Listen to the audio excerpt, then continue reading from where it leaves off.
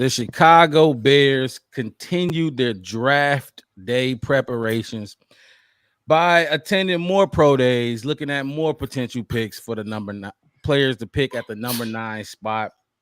Today we're gonna talk about some of those wide receiver prospects that we could potentially take at the number 9 spot. And the annual owners meeting happened this past week. Ryan Poles spoke, Kevin Warren spoke, Matt Eberflus spoke.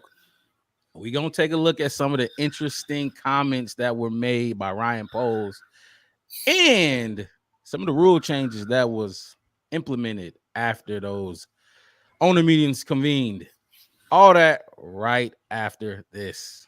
Stand up or lay down and get smacked with the pole. By this time, everybody on that roster should know what it means to beat the Packers. It's simple. Oh, if I was a coach, Justin Fields would have been balling from day one. Welcome back to the Black Bear Podcast. Another episode for y'all people on this fine Saturday. I'm your host, Mark Robb. I got the fellas in the building with me. My guy Wes down at the bottom. Got my guy Devin to the right of me. Go follow those boys at their Twitter handles and the social media handles. We're going to jump right into it because the Chicago Bears had another busy week, or specifically Ryan Poles, because I know y'all seen him after he wrapped up all the owners meetings and pro days. The dude was sitting courtside at the Chicago Bulls, Chicago Bulls game. And he looked like, I don't know why he was at that game. I don't know why he would go courtside, but look, you're a Bull, you're in Chicago. I guess you got to support that whack ass team too. Hey, look, I'm just keeping it a buck. The Bulls, shit. Anyway, yeah, that's another podcast.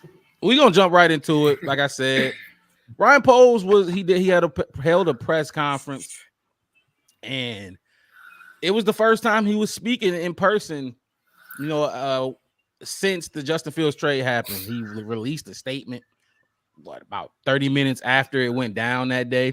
Obviously, we were live. I think we probably was the first to break that news, regardless, no matter what nobody say, these other podcasts say, but we definitely were the only people online, only people live when that broke. But anyway, Ryan Poles spoke for the first time in person, and they asked him basically how he felt about the Justin Fields trade and how that all went down. And here's what he had to say. Justin, probably one of the harder things I had to do. I know, I was kind of touched on the empathy part.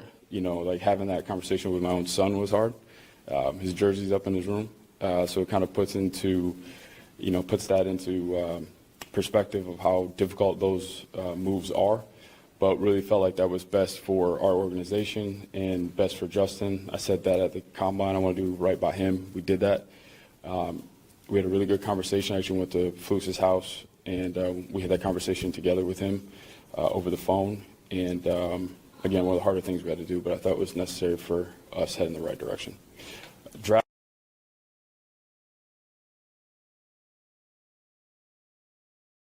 So one of my takeaways from that, and I want to know what y'all fellas think about that, and while I share this live stream out, he said that he said he met up with Matt Eberflus, and they called Justin Fields, and they basically probably had him on speakerphone or FaceTime, whatever, and they told him that what was going down.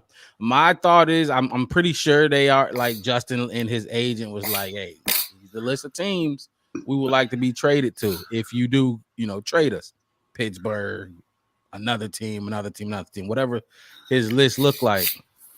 I thought it showed a lot of respect for Justin Fields that they even just linked up and called, like, because you could have, first of all, it's FaceTime. We could do a FaceTime, 3 screens on the phone, and we could chop it up on the phone. He went to Matt Eberflus' house. They sat down and they called them together. I thought that that was big, and I thought it showed a lot of respect for Justin Fields, especially with the way that whole thing went down and how it ended. Got a chat already. Greg Moser said, absolutely no way we draft wide receiver at 9. I told you Fields will be gone and Williams is our guy. Defensive end verse will be our number 9 pick. Well, we talked about those. We talked about those defensive linemen we could potentially take at number 9 on last week's episode. So this week we focusing on potential wide receivers at 9. But we ain't talking about that right now. Justin Fields. Ryan Poles said his son got the Fields jersey in his West. We see you had a Justin Fields jersey on last week. So what's y'all boys thought on that clip? I can replay it if y'all want me to, but just quick thoughts on how they handled this Justin Fields trade, and then I'm gonna share this podcast out. I can go first since you brought up my Justin Fields jersey that I'm not burning, I'm not getting rid of, I'm not reselling. I will still wear it. I think it just epitomizes what the whole situation is. It's like no one really, well, not all fans, obviously some people that wanted Justin gone. No one really wanted to get rid of Justin. It's just wrong time, right guy for me. Mm-hmm. If this, like I said, if this was, 3 years before that, Poles had the reins and he drafted Justin, obviously he looks like he knows what he's doing. So he would have definitely set Justin up for success. And that's what a lot of people were saying. And, a lot of, other fans get, the naysayers would say, he should have been able to, Michael Jordan, LeBron James, the team, and take them to the finals with just him carrying offensive linemen on his back and hiking the ball and fielding points. Man, this football is a whole different thing. One man cannot do it all in football. It's just not possible. And ultimate team sport. Yes, it's ultimate team sport. So with that being said, everybody is saying exactly what Poe said. It's just the wrong time. Like, it's just, it's just what it is. And that love that we have for him, his son probably has the same love. I would like to know and ask him, is he going to let his son keep his Justin Fields jersey? Or is he going to, auction it off? And I think we didn't hear it in the end of that clip. I think he even said after that, like, my son was Justin Fields last year for Halloween. I think he added that at the end. I don't think we caught that in that clip. But when I was watching, I'm pretty sure that's what he said after that point. And like I said, it just shows the love that Justin Fields got in the city of Chicago, in the organization, and the fans, whether you like them or not. Devin, I like the respect towards Justin. It kind of also shows going forward the respect that he would have towards other players and stuff like that. Like if you treat your quarterback this way, this is kind of what you can expect from your general manager going forward.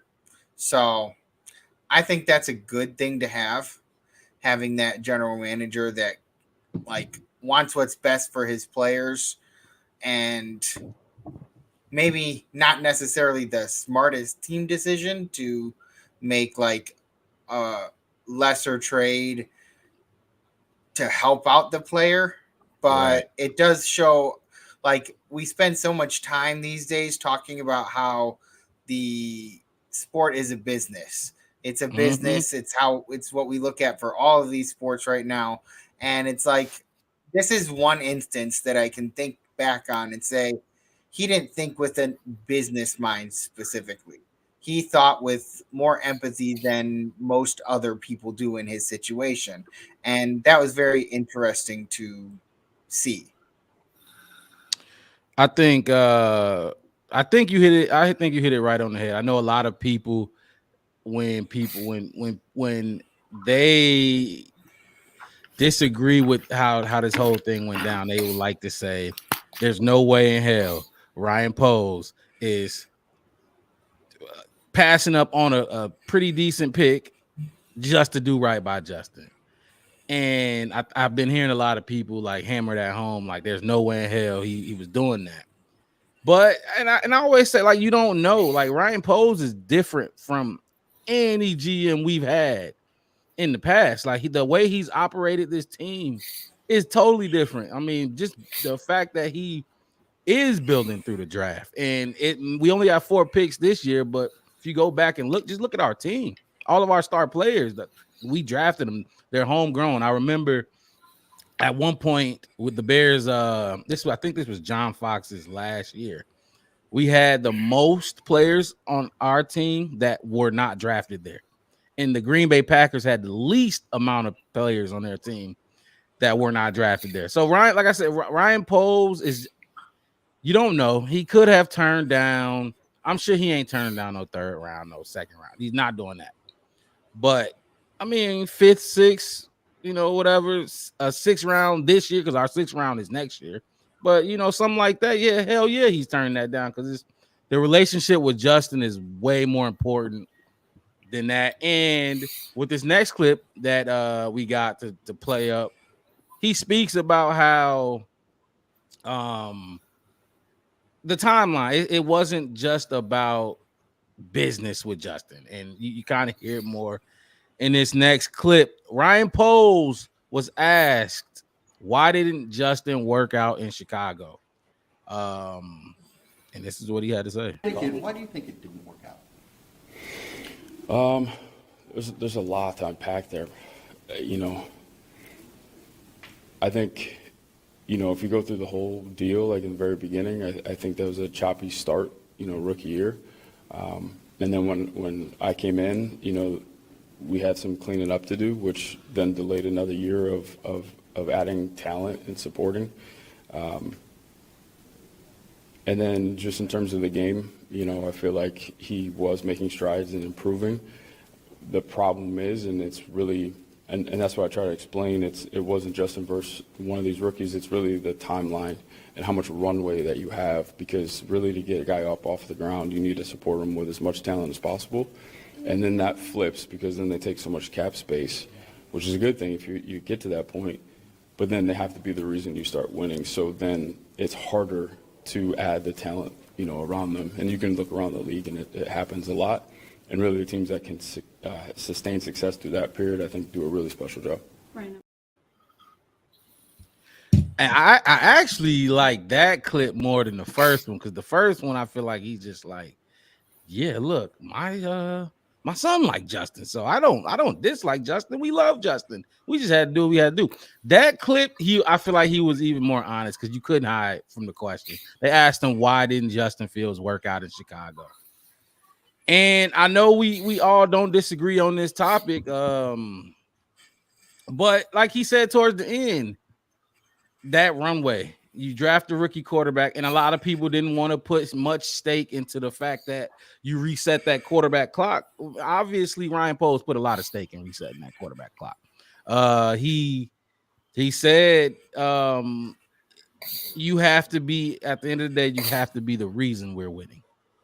Are you the reason we're winning? Because if you're not the reason we're winning, when we load this roster with talent around you and we're successful, we got to pay that talent around you. And we all know you can't pay everybody, which is why you see wide receivers leaving. You see defensive tackles, edge rushers leaving in free agency, because you just can't pay them once they perform well. When you lose those pieces, you need the quarterback to be the reason you're winning. When you lose your Tyreek Hill, or you lose your fucking, God forbid, dude loses Travis Kelce, you have to be the reason that team is still performing, because you can't keep everybody. It just ain't gonna work like that. And he said the teams who are successful mastered the portion where your quarterback is the reason you're winning. What y'all got? Any thoughts on what Ryan Poles just had to say on why Justin Fields didn't work? Because he admitted, hey, first year they had a different regime. Second year I had to tear this thing down. Couldn't get him some help. So he admitted those things. What y'all got to say about that?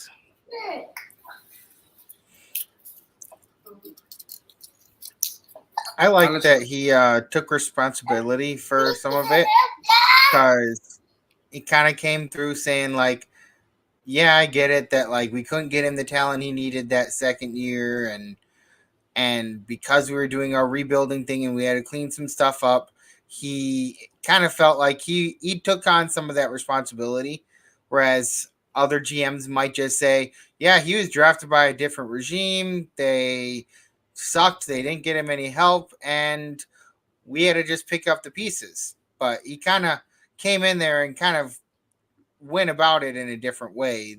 And he definitely felt like he was taking some of that responsibility because in a way it is part on him, but it's not entirely on him. I mean, like he said, when he came in Justin's second year, and it's crazy to think that when Ryan Poles did get here, it was Justin Fields' second year. You're not a rookie by fucking technical standards, but when you switching all the coaching and the whole you're switching that shit around, you're a rookie again, basically. So, and I think people forget that when Ryan Poles got here and tore this damn team to shreds to rebuild it, he had to get the cap situation under control. But people forget he definitely did, and people forget that was Justin Fields' second season, which is still a development season. Justin Fields wasn't the number 1 overall pick. He was actually the 4th quarterback taken. So that second season was very important to his development. Wes, what you got to add to that? Okay, here go Wes hot take. Not every job is going to train you to do the job. And the thing about it is, this is one of those jobs. They're not going to train you you should know what it is. It's in the job description. They tell you you're an NFL quarterback. It's a simple description on what you need to do. When you get into that job, now it's OJT. Now you own a job training. But when you get new supervisors, they coming in telling you how different the schedule is going to be, and how different training is going to be, and how they want this thing to pan out, and how they want this thing to work out. You have to get back into a whole different routine. And like I said, like he said, it's hard for a lot of teams to do that because a lot of teams, when they draft in a quarterback or their franchise quarterback, they're trying to find something new. They're looking at their new identity, as a lot of people call it, in their organization. And unfortunately for Justin, he got sent to 3 different foster homes, and every home he went to, he had to relearn everything all over again. And y'all want to call him the bad kid, and that's not really true. It's just he was just in a bad situation going on. And as far as why we sent him for a 6th round and all that kind of stuff and everything else, I think the teams Justin told him he wanted to go to was the Vikings, the Raiders, the Falcons, and the Steelers. Those are the ones that he said he would go to. It was my first time hearing it. I think I saw it. I read it, and I think it was the Chicago Tribune, maybe, or the Athletic. I don't know. I read a bunch of articles, but I'm pretty sure that's what his goal was.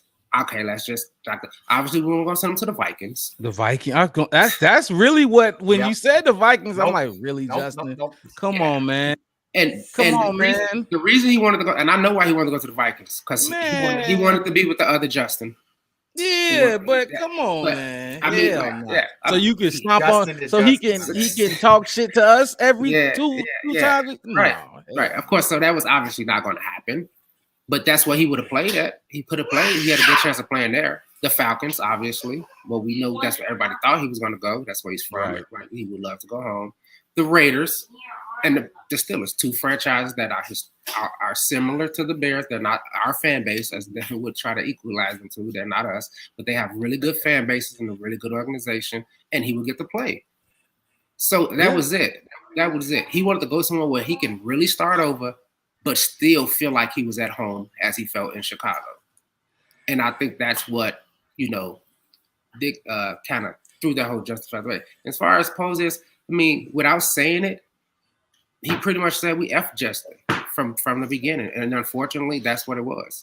And I don't think other than, like I said, just putting a team on his back and, coming out like a LeBron, just destroying the league, first overall, just with everything, right there with him. And, that's it. There's no other way to put it, unless he came out and won every game, had, record-breaking, passing yards. I mean, he broke records in rushing, other things like that. Like I said, he just didn't get the tutelage that he needed out of Chicago, and it's a shame. So you mentioned a few points that I want to comment on. You said one of the teams was the Raiders, right? Justin Fields fans, Justin Fields stands, or whatever you want to call them, blamed Luke Getsy for a lot of the issues that went on. And I'm not saying they were wrong, but I kept saying this, like Justin Fields and Luke Getsy's relationship isn't as bad as people think. There's no way in hell, if it was, that the Raiders would have been on his team of his list of teams he'd like to be traded to. So when you hear Justin Fields say yes, I would like to go. I mean, and maybe it's a comfortability thing, familiarity. Right. That's what I would say. Instead of going to a whole nother different things, I'd rather go where Luke going because I know what Luke been doing. So let me go. We were 7-10 with Luke, so maybe I could stack on top of that somewhere else. Maybe, but because he made that comment earlier in the season, and who knows? Maybe by the end of the season.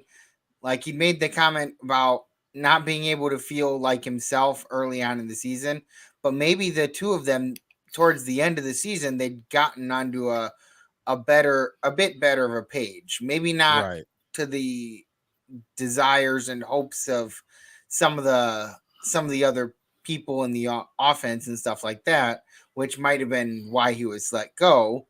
But they may have developed a closer connection by the end of that season, and maybe that was okay, well, let's see what we can do with this different offense.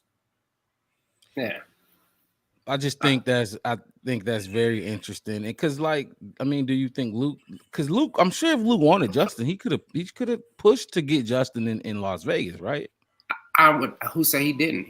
He probably put on the table hey, we can go here, we go here, and I mean, I wouldn't mind having Justin if we could get him for a steal or so, and if he wants to come over here. Because, like I said, in my foster child analogy, he wants to stay with that parent that he knows. And what's wrong with that? Even if they have a slightly difficult relationship and stuff, at least he knows he's familiar with it, and he felt like he could build on it because he was a little better under Luke Getsy than Nagy. Nagy, yeah. And Nagy, you got to remember, Nagy brought in 3 different offensive coordinators. We never really knew who the offensive coordinator was when Nagy was here, because Nagy was controlling all of that. But it's just interesting to me because, I mean, and Wes. So I get what you're saying, Wes, where he could want to go back to what's comfortable to him. Because remember, even if it was rocky in the beginning, it probably didn't end that way. Jalen Johnson requested a trade. People forget Jalen Johnson. The Bears granted him permission to seek a trade during the season, and it didn't pan out. The Bears weren't gonna move off of Jalen Johnson for less than a first round pick, and that's not what they were getting. That's not it wasn't the market for Jalen Johnson.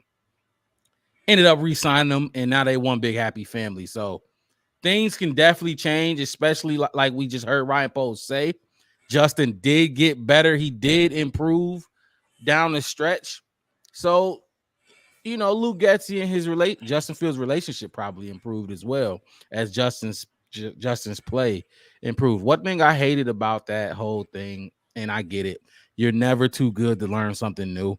You're never too good to get better. But it was this narrative out there that Justin needed to learn from Tyson Bagent. That was probably the most disgusting thing I've heard. Now, Tyson Bagent get the ball out quicker than Justin. He get the ball out fast. But, I mean, you can learn that from any quarterback you see, any quarterback in the league. So that was my issue with the whole Justin Fields and the narrative surrounding him, especially when he went down. But, I mean, yeah, Ryan Poles. This is all from Ryan Poles' mouth. He said these things himself. We just played the clip. For those who tuning in, hit that like button. Subscribe to the channel, the Black Bear Podcast. One word, no spaces. You can find us on YouTube. You can find us on Facebook.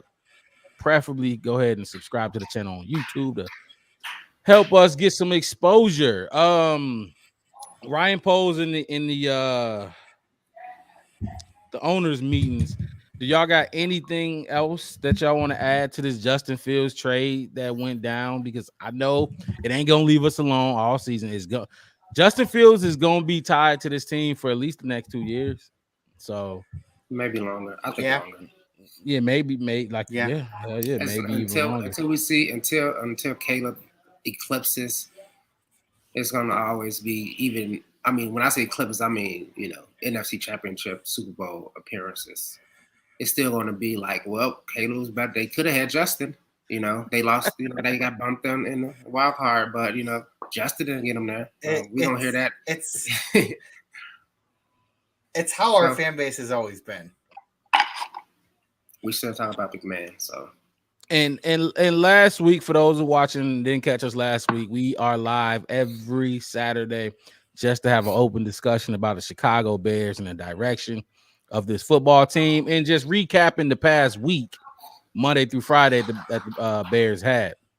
If you didn't catch our episode last week, we talked about Caleb Williams' expectations. We talked about his worst case scenario in terms of yardage, interceptions and touchdowns, all that. We talked about the worst case scenario. We talked about the best case scenario. If you want to go check that out, you can go ahead and check that out on our YouTube page, the Black Bear Podcast. One word, no spaces.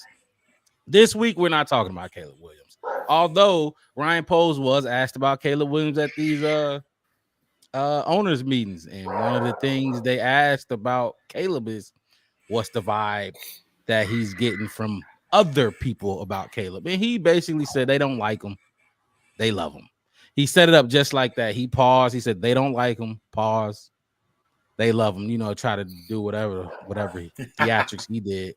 But he said they don't like him, they love him. And I mean, that what you expect, that's gonna happen. Another thing that came out was at the owner meeting was, and I want y'all boys' opinion on this, if you think it's just BS or you don't really care about it, then say that, because they went to dinner. They invited Caleb. They invited his friends. You all know that at the pro day. But a nugget came out where Caleb Williams did not pick up his phone not one time at the dinner. Said he was very intentional in the conversations and what he was talking about. And Caleb is 22. So I get it. I definitely get it. You're at this meeting with NFL coaches, but come on now, you don't pick up your phone not one time. Now, once, what y'all fellas think about that? That's impressive.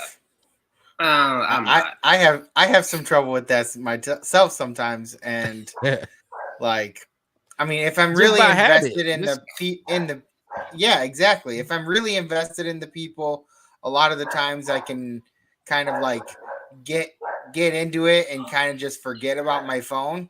But if it makes a noise, if it vibrates or something, I may just instinctively check it. And you aren't telling me that unless he turned that thing off, which again is another sign of respect, I would think.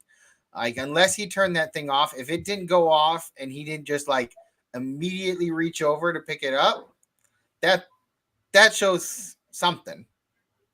I mean, you pick up your phone you pick up it and just look at the screen just to see the time and just put, you pick it up. You pick it up. You can't tell me you pick it up, Wes. What's up, Wes? I mean, I'm not saying. I'm just saying it's a lot easier than people saying. I mean, I've been in an hour-long job interview and my phone can buzz or ring or whatever. I mean, obviously, but that's the whole thing. Everybody said this dinner was just meeting the parents or something. He's already meeting the girl, so he's just meeting the parents. He's already dating the girl, so meeting the parents is just a formality. This is a job interview. Everything that he does is his job interview. Whether it's going to dinner, whether it's walking around Hallis Hall, pro day, a phone call with Ryan Poles, or whatever's going on, everything is a job interview, and he wants to be as professional as possible. Like I said, he's 22 years old. He's young, but he's still an adult, and he still understands that, hey, I have to be my best and put my best up, even if I don't even want to go to this team. It's just the right thing to do. And based off what everybody says about his dad, I think he raised at least a respectable adult. Yeah, and that he would do the right thing and not pick his phone up.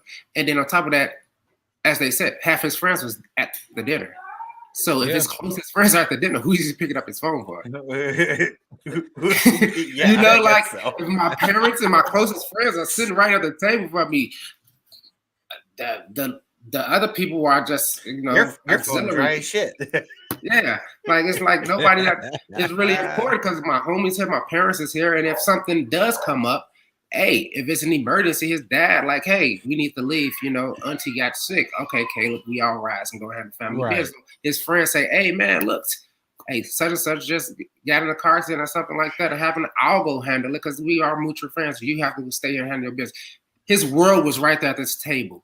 So no, picking up his phone, I respect it. Do I take it like it's like good job? All right, that's a plus. No, it just happened. And you gotta think it was just something to put out there to put out the flames and the what's the word I'm looking for? The narrative around Caleb Williams right now, because they just want to become a diva. Like, oh, he's not as big as a diva. He was at dinner for 3 hours and didn't even pick up his phone. He's not that selfish. I mean, come on. It's whether he is or whether he's not. I mean, like I said, whether he is what is not a diva or if he's selfish or all that kind of stuff. Look, all we care is he professional. No. That's what everybody say. As long as he come in this building and he's professional and very productive on the field, that's it. That's all that the Bears organization should care about. Everything else, that's his personal life, and most of us, 99.9% of us, shouldn't care. Speaking of shouldn't care, so another thing, and this just hit my mind. I know we didn't go over this in the pre-show meeting, but it just hit my mind, and you know, we like to address what come to mind on this show, and that goes for the fans, and that goes for the people in the chat too. If you feel like you want something to be talked about, address it. Put it in the comment. We're gonna read the comment and we're gonna talk about it live on air. Caleb Williams had the picture going around, and this ain't the first time, but the picture of him at the USC game. And oh yeah, I also put a little chat in our private chat.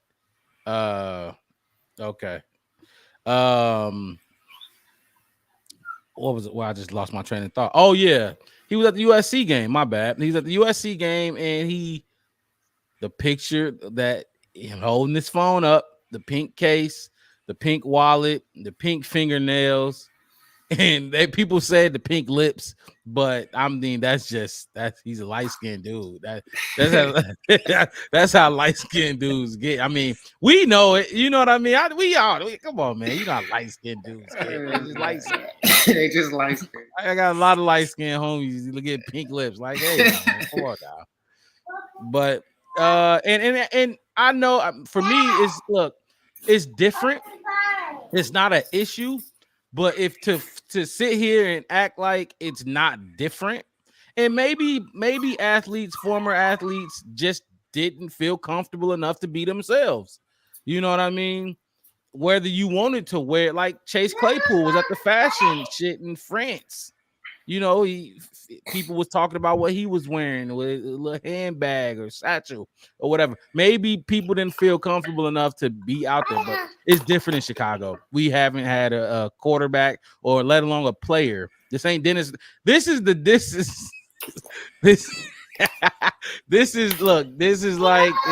Dennis Rodman, but not like Dennis Rodman. Give it to mommy. What do y'all fellas think about the whole but the picture that's going around? Pink nails, and Caleb Williams reacted to it, by the way. I probably should have put the clip up there. I saw that clip too, but it's for me, it's 2024, and when in Rome, do as the Romans. I mean, he's not the only black man, light-skinned man, person that's aesthetically different. I mean, yeah, you know, I mean, we're not talking. I mean, Brittany Griner got a fade. I mean, so what? You know, that's whatever. Like, I'm not, like I said, not really big on that. It's not me to taunt or be like, oh, because he painted his nails and all that kind of stuff. What I do know is I knew from day one that it is going to be an issue in the city of Chicago. It is going to be. When you say it, you mean the pink nails and the pink nails, the phone and all that kind of stuff. It's a big city, so the thing is, you're gonna have a ton of different personalities. It's a tough city, and it's a tough city. You know, I mean, this is, I mean, we're talking about, George Washington. We're talking about Al Capone. This is the city, oh, come on. We know Oprah the Winfrey, history. Barack Obama. We talking about, this is a very prideful and historic city we're going to be in. And it's not something to play with, and it's not a game to, be. I mean, I'm from Chicago. I'm from the south side of Chicago. I live in Arizona right now, but I'm from the south side of Chicago. If you say you're from Chicago, and you point at Joliet or Naperville on the map, somebody from Chicago gonna find you. You're not from Chicago. Yeah. Hey, like city. what? What? No, that's not Chicago. I mean, if anybody from Chicago is in there, they know. We post every year a map of Chicago with a little outline around it. I could probably freehand draw the outline of Chicago with this is Chicago, not Chicago, not Chicago, not Chicago. Everything around it, all the way up to Gary, Indiana, and Kalamazoo, Michigan. Yes, you can be Bears fan and all that kind of stuff, but back to my point is, it's going to be an issue. It's going to be, this is a very strong, and I don't mean that painting your nails make you weak or anything like that, but it's a very image-built city. If you even look at it on the skyline, it is a beautiful image of a city. And we complained about the beam being in there. Like, this ain't Boston. We don't need a beam. Why we got a beam? You know what I mean? It should have been. I thought Boston was trying to be like Chicago with the beam. Is my history wrong on that? Correct me. I thought Boston was the beam town, but I mean, we can look into that. I'll text you and let you know what I found out. My encyclopedia deep dive. But yeah, I just knew it was gonna be an issue. Do I find it a problem issue? No. Hey, if it's gonna bring in fans, it's gonna get people talking about the Chicago Bears and getting us out there and having people actually look at the city and look at who we are as people and find out how amazing we are as a city and as a sports franchise. I'm okay with that instead of just being known for the McCaskies and Hallis. Look, the Chicago it's tough. It's tough, and but we all know winning cures all. If you win. Yeah, Chicago Bulls fans. I'm not a Chicago Bulls fan. I love Chicago sports. I don't love the Chicago Bulls.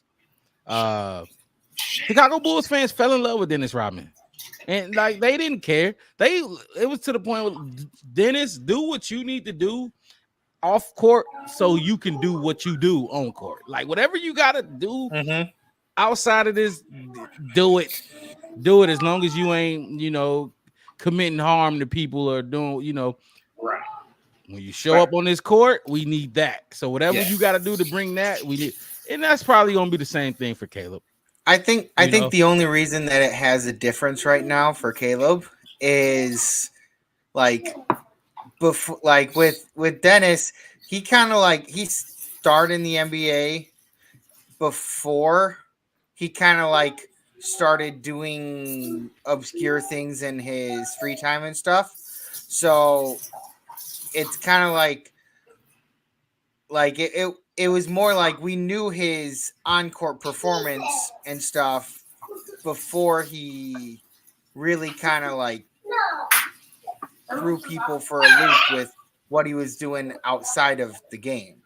Yeah, whereas with Caleb, he hasn't come into the league yet, but now with like social media can show you, like, there are people with cameras everywhere. Back in the day, Dennis Rodman probably could go and do what he needed to do without people taking his picture everywhere he went until he'd gotten famous. Now it's like Caleb has become pretty famous because of all this media attention around him, but like nowadays everybody has a camera in their hand. You just see somebody somewhere, you take a picture, and it starts a huge wildfire. And so I think the biggest thing that would need to happen, like we've said, is basically come in, do your business, work, win games, and everything will be fine. I agree with you, Wes, that it takes a lot. Like the fans of Chicago are very like old school and like tough and gritty and stuff like that. But like we embrace the people that are on our team. When we start winning, we will be behind you 100%. So I mean, honestly, I think most Bears fans right now, if you beat Green Bay, we will support you until the end of your career. I know I will. Look, you beat them dudes up north, which man, and it's like, look, I'm not even gonna I'm not gonna do that. But you beat them dudes up north. It just do something different to Bears fans. It does something different. And I feel like that's where we got to start. You got to beat them dudes up north. We know Ryan Poles had the famous line. I should have clipped it and put it into the intro. Take the north and never give it. We ain't giving it back when we take it. Like, it's over with. So y'all better have y'all fun now. And I do think that time has finally come. Jon Snow like. I think we're gonna go in there like Jon Snow. Take the north. And it's over with. Like, that's what I think. That's the type of hype I got around Caleb Williams. I have no negative thoughts. Of course, he could not be great, but what team? Just think of all the number one overall picks in all sports. Connor Bedard, fucking Zion, Victor Wembanyama. Just think of all of these number one picks in recent years. Caleb Williams probably is facing the most scrutiny out of any number. Usually the fan bases are celebrating these number one overall picks because it's a consensus. Everybody knows this player is going number one overall. Everybody wants this player. But with Caleb Williams, it's not, the love isn't there for Caleb Williams like it is for any other number one overall pick. You name it. And that's just the way I see it. I just think it's because I was just gonna say I think it's because honestly, let's just be honest, it's because of Justin Fields and the way he embodied, being a Bear, and being a Chicago Bear and all that kind of stuff, and the potential that a lot of people do see in him and all that kind of stuff. And it's kind of like, I mean, like you bring up Wembanyama and Zion and LeBron, stuff like that. It's like, well, I mean, Wembanyama is foreign. San Antonio Spurs love foreign players. Tony Parker, like all those foreign guys, they love a foreign superstar. That's their thing. Zion. I mean, Zion was the next LeBron going to what was they? Were they the Pelicans when he got drafted, or was they still? Yeah, they were the Pelicans, but they had nothing before that. It's like who's gonna hate Victor? If Victor went to any NBA team, not just San Antonio, because everybody. But who did they have before? It wasn't like they even had a potential good. It's not like they're replacing somebody, right? It's more with Caleb. I think it's the feel of we're replacing him. We're replacing Fields. Exactly. That's exactly what we did. But a lot of these players, they went to teams that wasn't because. And here's the thing that everybody needs to understand, and this I hear it all the time: is the reason we have the number one overall pick is not because we stunk. As much as Bear fans think it is, we were 7-10. We didn't get the number one pick because we were bad. We got it because Carolina was the worst. So it wasn't like our team didn't have nobody, or we started from scratch because that's how we got the number one pick. Like a lot of these teams got the number one pick. Cleveland got LeBron because they stunk. The Spurs over recent years stunk. The Pelicans was brand new.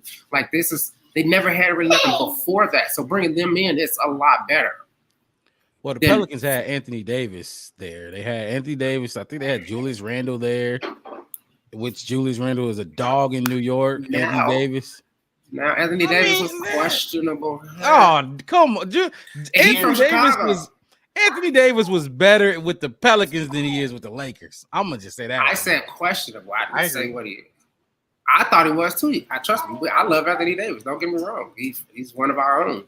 But I remember those days. He was questionable. He was questionable. It's like when the Bulls got Derrick Rose. There was no way, no how that he was going to get a bad, welcome. Because he's in Chicago. He's one of our own, and he's dominating. We all seen him. We know him. We knew that kind of thing. With Caleb, we getting somebody we just not sure. It's opposites attract kind of thing, I guess, if you want to say that, And like I said, I also think I was going to say that I also think a lot of it also is how talented this draft class is. Like you got people like Marvin Harrison Jr. So because of all that, like because of how talented and deep this draft class is, that's why I think some of the hype for that number one, like generational type of player isn't as much as it might be for like another year, because another year it might be like, okay, you're getting the absolute best player by far, bar none. But this year it's like there are a lot of players that could contend for that potential like best in the class type of prospect. And so I think that's why it's a little harder for, like, it's causing so much division, I should say. It's not to say that I think Caleb Williams isn't going to be the best player. It's just a matter of there are so many other options because there are so many really good players in this draft. I disagree. There are not so many other options. There's and if you think, look, what's you funny, man? If you think Jaden Daniels is another option, when we get into these receivers, I will tell you why Jaden Daniels can't be another option, because Jaden Daniels I will tell you why he can't be another option. Do you like Drake May? I mean, I'm not talking about just quarterbacks. I was just about to say. Yeah, that's what I think. That's why I started laughing, because he said the only player better than Williams in this draft is that man Marvin Harrison Jr.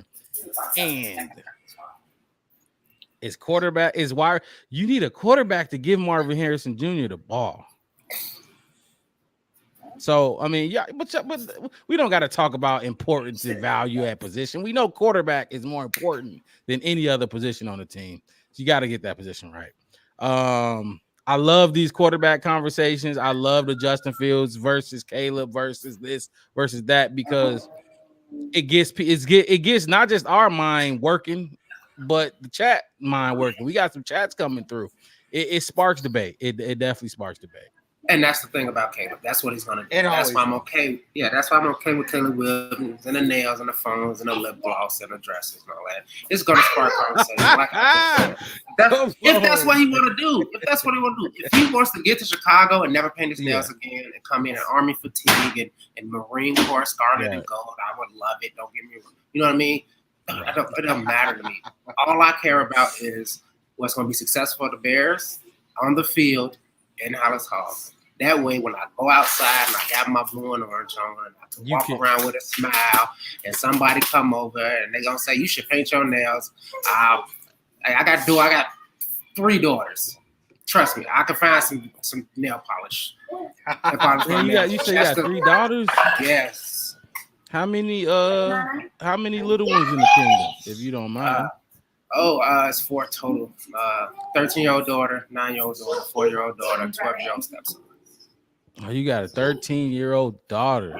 Yeah. Oh, you about to go through it pretty soon, sir. She all right. She's solid. She's solid. I ain't got no kids, but I got a lot of nieces and nephews, and I got a 13. I think she's 13-year-old niece, and yeah, I mean she cool too, but I already know how it is. You know, I know how it is out here. My 13-year-old took jiu-jitsu. She run track. Athlete. I love it.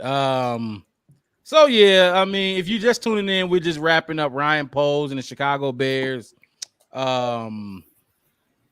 Past week, busy week, pro day visits, owners meeting. We got some rule changes to talk about, like that hip drop tackle ban, which is fucking crazy. I'm not gonna go too in depth into that, but let's read some of these comments before we move on.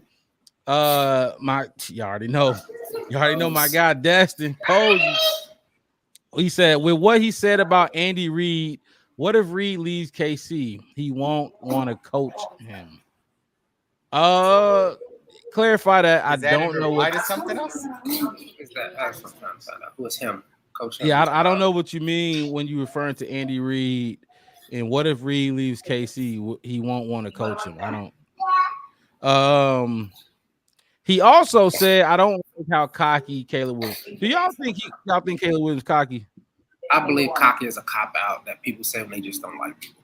Exactly. I Thank you. think there has to be that fine line between confident and cocky. Like so you ever watch that old show on Disney Channel, Sweet Life of Zach and Cody? There's an episode where he shoots a free throw with his eyes closed. He shoots it like this. And his brother's like, "You're just cocky." He goes, "It's not cocky if you're good."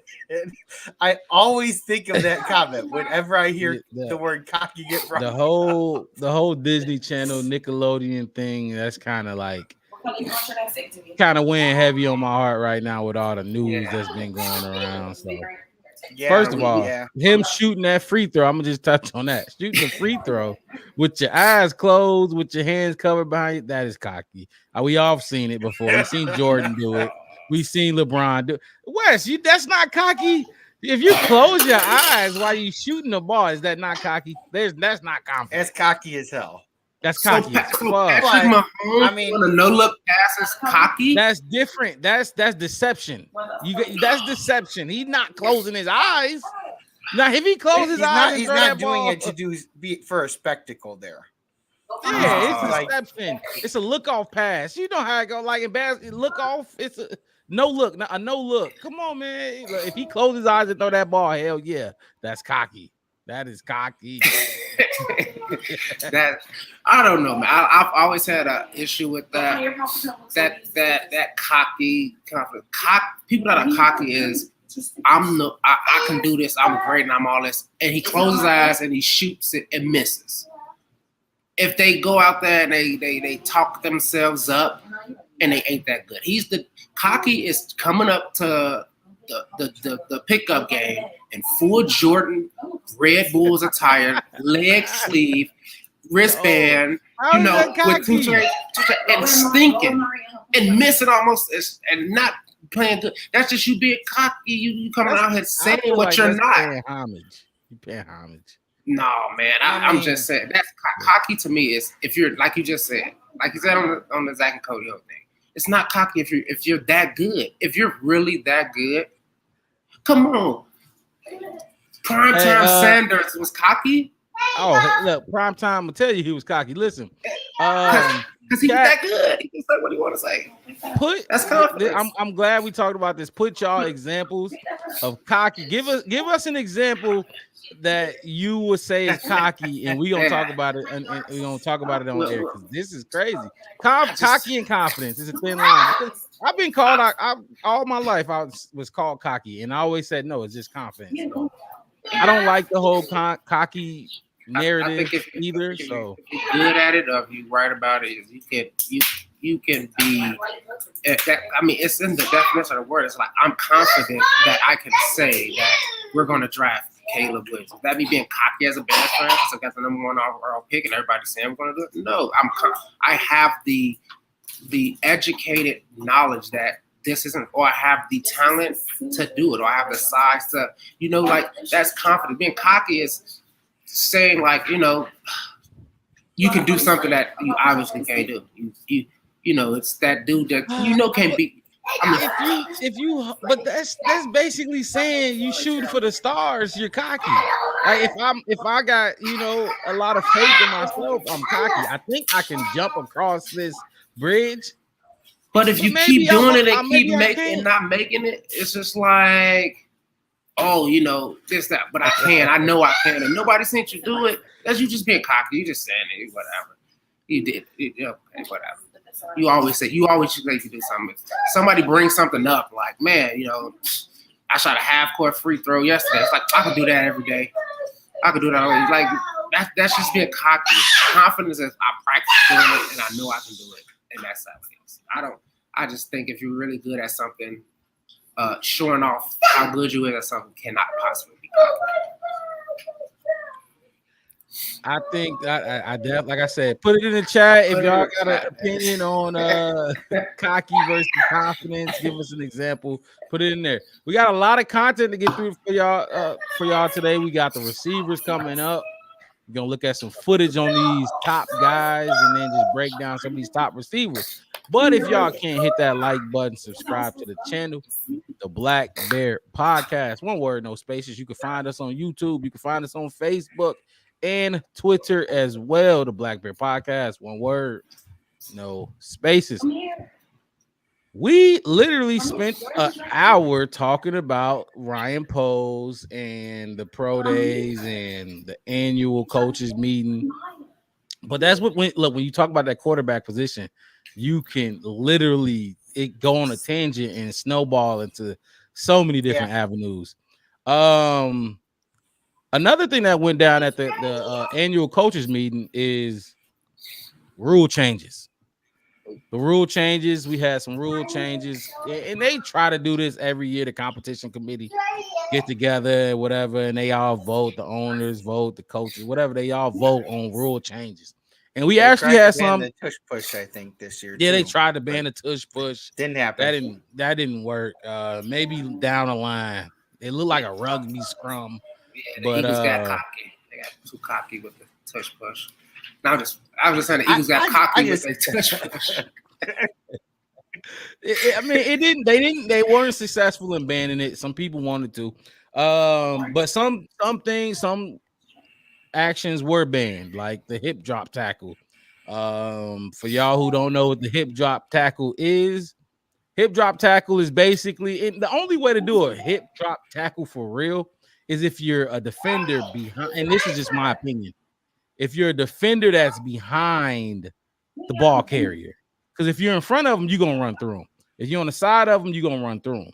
But if you're behind and they're running from you and you're trying to grab them, hip drop tackle is basically if you drop your weight, you grab them by the waist, you grab them by the jump on their shoulders or whatever, you drop your dead weight and you drop your hips. Basically, they're talking about the hips being dropped.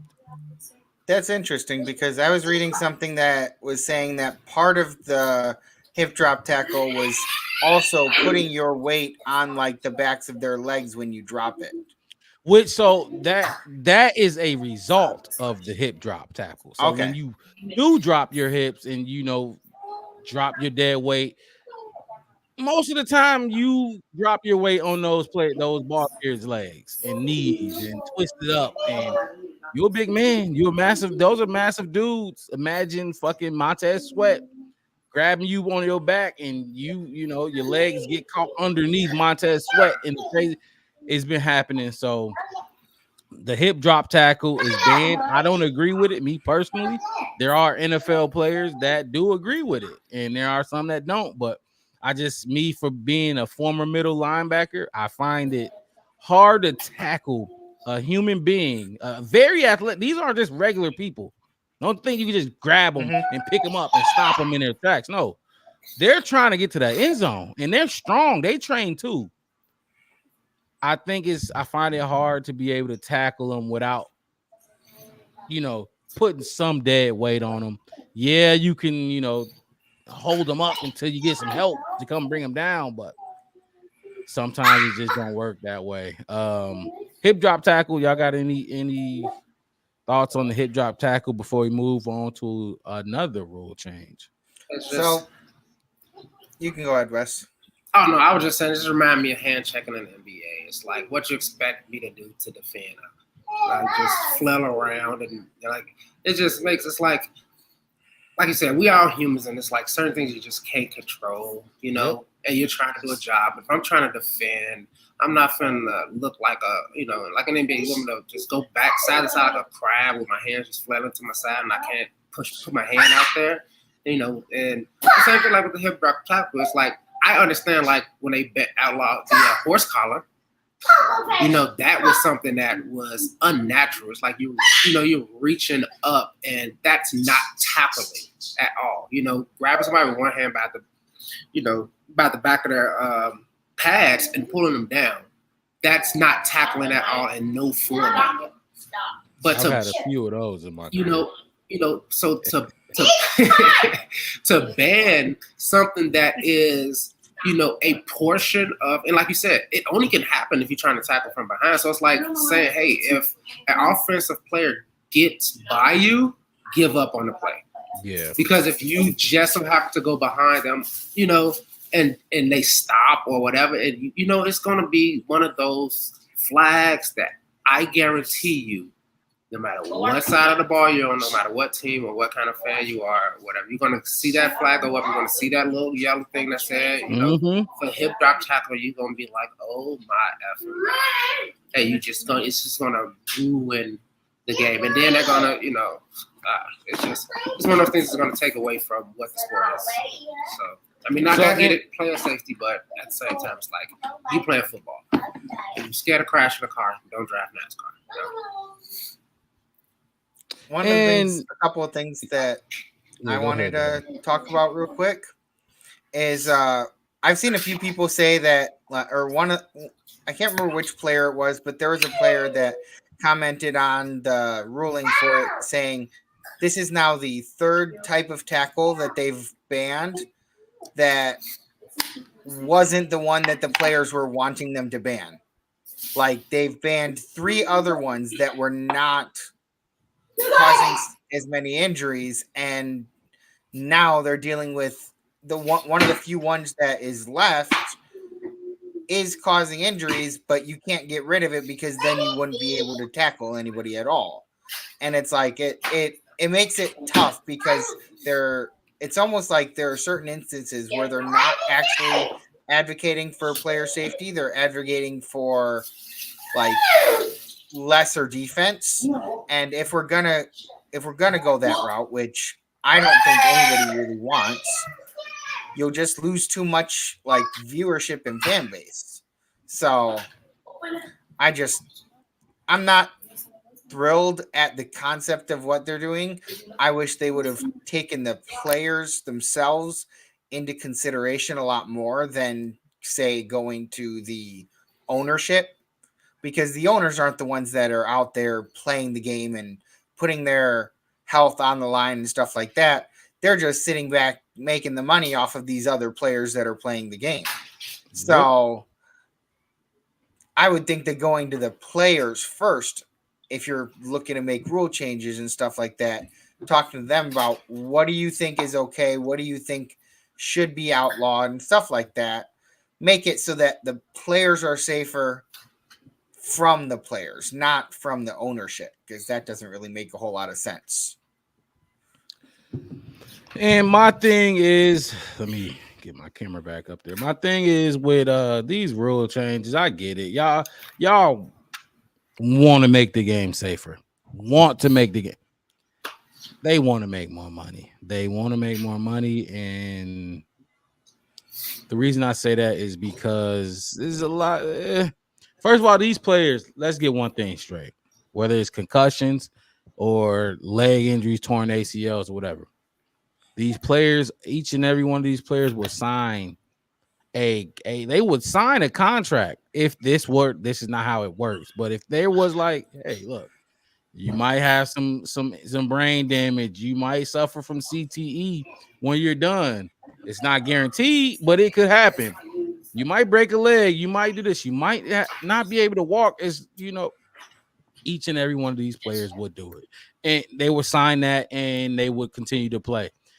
There are some who have retired early. We all know players that retired earlier than before their prime even hit. They retired because of injuries or concussions. Luke Kuechly is one who retired in his prime of his career, and he's a linebacker, so he put his head in a lot of shit. So, I mean, like you said, it's a fine line between keeping these players safe and then trying to make money. Because on the other end, how much you want to bet?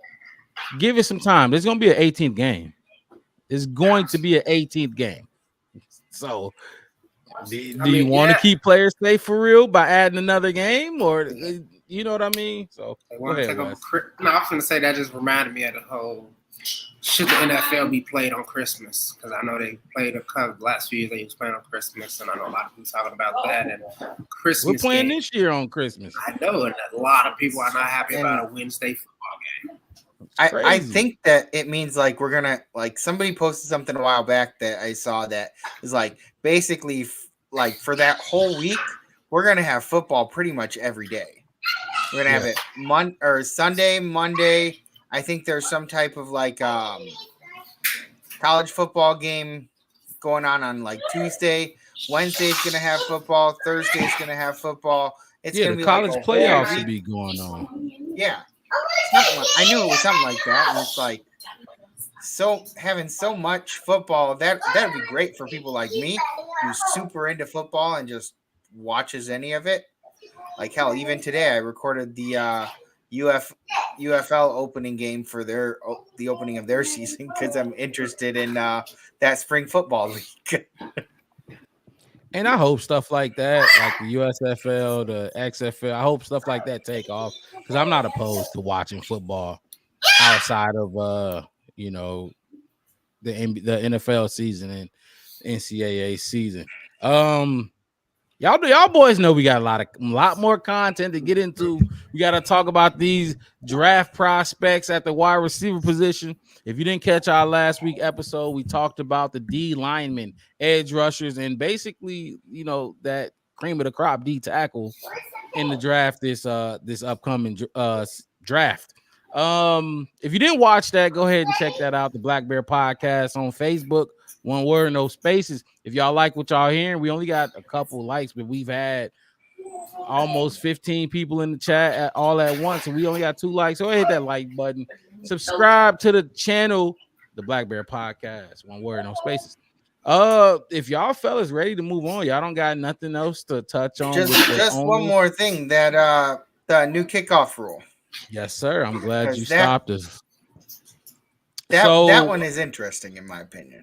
So the Chicago Bears, the NFL voted on changing the kickoff rule, and actually they referenced Devin Hester. Like, this rule was changed, and Devin Hester was a huge reference in some of the owner meeting talks and why they should change it. Because basically the way we're going right now, if we didn't do a rule change, if the NFL didn't do a rule change, you probably ain't gonna see another Devin Hester. The special team, the players that make their money, that make a living off special teams, like Devin Hester did, it probably was going away. If you're not playing on as a receiver or some primary position, you probably, they could replace you and find anybody to play special teams. So the kickoff rule was changed, and my guy Devin let's talk about that a little bit, and we're gonna give our opinions on the rule change with the kickoff. Yeah, so basically the new rule, they took what the XFL or UFL or USFL, I know the UFL is the combination of the two, but they took that rule and they applied it in a way to, if I remember correctly from what I was reading, the concept is they don't want all those touchbacks, fair catches, stuff like that. Right. Because last year you kicked the ball, and unless you're sure that you could get it out to like the 25, 35 yard line, you just called a fair catch down the ball, and it was done. And there wasn't much in the return game. And so it sounds like the new rule is going to be the kicker is at the same spot that they were before on their own 35-yard line, but their teammates, instead of being along the side of them getting ready to go when the ball is kicked, their teammates are actually going to be on their opponent's 40-yard line, and the opponent's team is going to be on the opposite, like right in front of them, and then they'll have their return man further back. So I got a clip while Devin is breaking this down for us and giving us more insight on how this works. I got a clip, but I am having some difficulties pulling that up. So Devin, if you want to just keep explaining that. Yeah. So basically it sounds like the 20 yards before the end zone is what they're going to be calling the target zone or landing zone. I've heard it called a few different things. Basically, that's the zone that you're trying to kick it into. And if you have, like, as a kicker, if you can kick it into that zone and they catch the ball, they have to return it.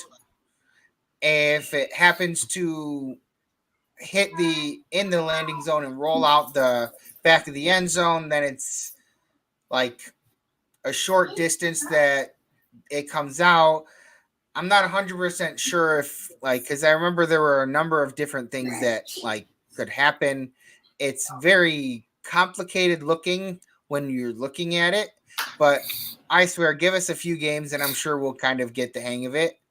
But to me, it's a good thing because it does create more opportunities for more action.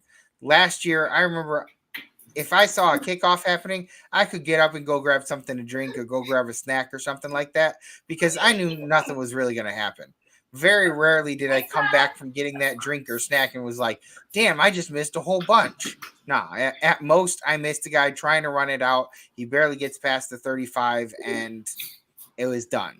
And so I'm interested to see how this can really benefit having it so that, one, you're not running full speed at a guy because you don't have the space to get that momentum and build it up. But it does make it so that, yeah, if you can open up some holes, you might be able to slip through. And I think that could be very interesting for the league going forward. Yeah, and I'm trying to. Like I said, we having technical difficulties. I had a clip to play while he was describing the kickoff rule, and I'm having some issues putting that up here. But so there's a target zone, right? You have to kick it. You can't. There's no touchbacks if it's kicked in the target zone. If the ball is kicked in the target zone, you have to return that ball. Right? That's I'm no fair catches, nothing like that. Yeah. Okay. And if the ball is not which kicked I think is great because I think the fair catch just ruins it. And if the ball is not kicked into the target zone, the ball is moved to the 40, correct? If it's not, if it doesn't reach the target zone on the front side, like if you don't kick it far enough and it doesn't get to the target zone, I think I saw it something like the 35 or 40 or something like that. So that's really gonna keep going. So basically, like if you're the kicker and you're looking at it and you don't kick it far enough to reach the target zone, then one, you probably don't deserve to continue kicking in the NFL because that's a very short distance. But it does seem like it will come out pretty far, which means that you could be getting a lot of short fields if people aren't able to get into that target zone. Right. And I think it's trying to make special teams more a part of the game instead of like a commercial. Yeah. Like you were just saying, Davin. And to get more action and get those because I mean, if you look at the players on special teams, most of them aren't, first stringers, and they're paying them a lot of money to be on the team. So let's, utilize them better, utilize them more as far as special teams go. I mean, like you said, Mark, it's hard to, we'll probably never get another Devin Hester ever, but this can bring some of those Devin Hester like highlights back to the game. And I think the other point of it, they really was going in for the, like you said, Devin, the player safety, the big collisions, the blind sides, and all that kind of stuff. And I think, am I correct to say that even after the kicker kicks the ball, like nobody actually moves until the ball is either caught or determined, is in play. Like they're not moving while the ball is in the air. You're not following the ball with the players. The way that I was reading it was you move when they have caught the ball. Right. So it's like a hike, right? So it's like like an offensive play. So once that receiver has the ball, now it's like hike, and then you can create, like you said, create those lanes. Player safety is a big deal in it, like I said before, and you can get those special plays throughout the game, other than just offense or defense. And it's one rule that I think is probably a great idea. I thought it was a great idea at least, and it's just it looks weird, but so it does look funny. No, go ahead. I don't want to cut nobody off. Yeah, no. We just kind of saw the clip of the format of it. Yeah, me too, Nicholas. I like the rule. I think it'll bring more excitement to it. It'll get some of these, younger third string, receivers, corners, those guys, in the game, because you never know when you're going to need those guys. And when they come in pretty much cold because they don't fair catch half, 3-4 quarters in, and you want them to go run full speed on a route when they just sat on the sideline, and in the cold of winter in Chicago, it's going to be Stop playing in it.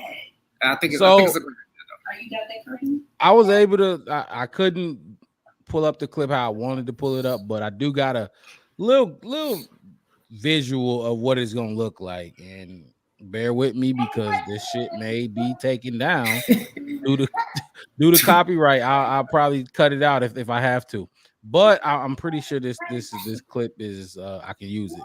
I wasn't able to create it like I wanted to. So here is the XFL is basically is replicating the XFL. You see, can y'all see my cursor right here? Yeah. Mm-hmm. Yeah. So you see the kickoff team, you lined up right here, then the other team is basically 5 yards apart, as opposed to starting 30, 40 yards apart back here or whatever. And then they're limiting the collisions, the full speed collision by these grown ass, strong ass, big ass men. It's almost like a line of scrimmage play now, just 5 yards between you. Yep. So like you said, there's a target zone you have to kick that ball to. So this is what it looks like. Kicks it off. This is the target zone in here. He can't fair catch it. He takes it and the collision. So take that back. Rewind that real quick and show that again. What is that? That's a tail. Tail is right here. Special teams coordinators are going to be able to scheme using this format. Like it's not just going to be. It's going to be a lot more effective. Me personally, I think it's going to be more effective than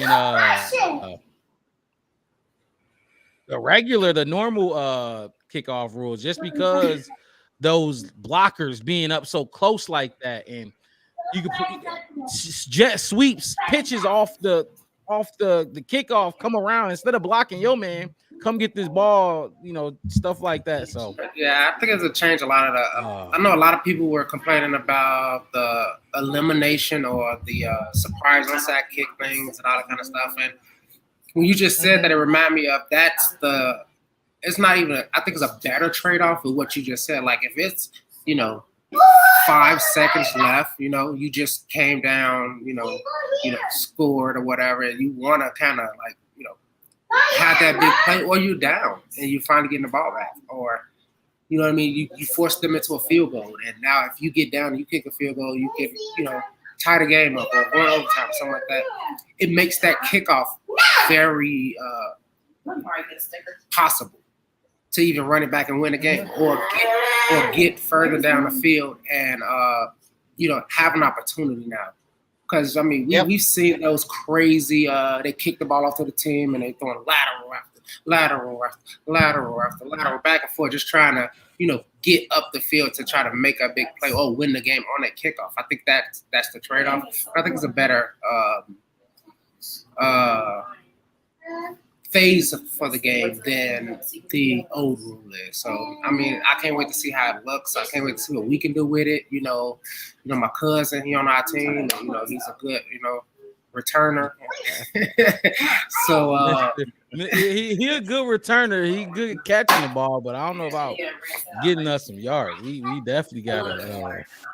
You can scheme to it though. You can scheme for it now. You can definitely scheme for it now. I think it's a lot better. Special teams coordinators, they gonna have a lot of fun with this new rule. So get those guys involved. Get them involved. They get paid. I think that they not only that though, it'll really show which teams have good special teams coordinators and which teams don't, because so far for a while now they haven't really had to do a whole lot. Like they haven't really had as much to do, and now it's become a pivotal coaching position, and it's like, okay, we need to we need to shore up that position of like that coaching position, because we can't let like all the other teams leave us behind, because the biggest thing that I've noticed with a lot of these people that have been complaining about it, it's just that nobody really likes change, and things are changing, and people want things to stay the way they were, but they changed a few years back too. Like they moved up where the kicker was kicking from. So it's like, yeah, things change, and not always for the better. When the kickers moved up, we started getting a lot more touchbacks. And honestly, I think this has the potential to really benefit the NFL as opposed to some of the other changes that they've made. And they moved the kickoff up to like limit the fucking amount of returns because of the full on speed collision. Yeah, exactly. So yeah, I do think this will help. But I think this is a much better trade-off. Yeah, because the issue, if the issue was the full speed collision, just move the players closer. Don't move the kickoffs closer so the kick is sailing in the end zone. Move the blockers and the tacklers closer together so they got to fight earlier before they can get to their max speed and shit like that. Lastly, I don't know. Are we? I don't know if this is off topic, but are they going to update this in Madden? Like when I turn on the Madden, is this going to be the new kickoff rule in Madden? They better. Is that going to be a part of an update? Do I get like an update in Madden where I can use the new kickoff? Maybe you'll get Madden? an update. Sometimes. Or maybe you'll have to wait until the next Madden, like what, Madden 25? I got to spend another $100. Maybe. yeah. Hell yeah, you gotta spend another $100. You know how that goes. That's some. Well, I mean that's how some of those games are. Like I tried to pick up a while back I was playing NBA 2K something. I think it was like 18. I booted it back up on my Xbox, and I couldn't even play because they're like, yeah, we shut down the servers for this last year. And I'm like, yeah. It's only been around a couple of years only. And maybe it wasn't 18, maybe it was 22.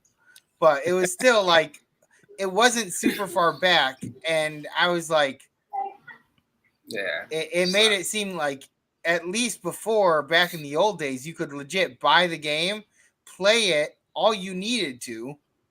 And even like 5-6 years later, you could still be playing with the same like players and stuff like that. Now it's like they don't even let you do that anymore. You have to go and get the new games if you want to still play. Yeah, I think they stopped updating like 3 years, 4 years back. Yeah, type shit. But can y'all hear? Hold on, can y'all hear? Here? No, I was. Can y'all do it sound like it's kids over here? No, I hear something. Yeah, because and where I'm at, the children in this building, they just like they play in the hallways. They don't play in each other's houses. They, everybody, all the kids know each other in this building, so they just play in the hallway. And they going crazy. They like got electric scooters in the hallway. In the hallway, they going crazy right now. But I ain't know if y'all can hear that or not. Yeah, I see you, Go Nick. ahead, Wes. Yeah. Oh yeah, Go ahead. Put the tag. Put your gamer tag. Put your gamer tag in there. Don't be ducking smoke. Look, yeah. I ain't saying I'm gonna smash you, but go ahead, put it in there. I don't want to get too cocky and say I'll smash you, but we'll get in there. Let's see who's what. But you might be a little confident. I'm confident. I ain't trying to be cocky. Just go ahead. All right, let's move on to this next segment we got. We spent a long time. I'm glad we was able to talk, like I said, talking about that quarterback position and Justin Fields and Ryan Poles coming out with his comments for the first time since the Justin Fields trade and talking about why it didn't work. Because we can all speculate why it didn't work, but the man said it out of his mouth. You can't argue. You can't disagree with him, but you can't argue. Excuse me. You can't argue because he said it out of his own mouth. It ain't he say, she say. He said it. He told you why it didn't work with Justin Fields. Yeah, we were talking about Justin. We did the whole first hour was about Justin, and it was more about Ryan Poles. Ryan Poles. It was about Justin, because Caleb, Ryan Poles, a lot of stuff. It was the whole little what family affair. Let's just call it that whole family affair. Because I think it needed to be talked about. Ryan Poles. I don't care what people say. I don't care what outsiders say. I don't care what analysts say.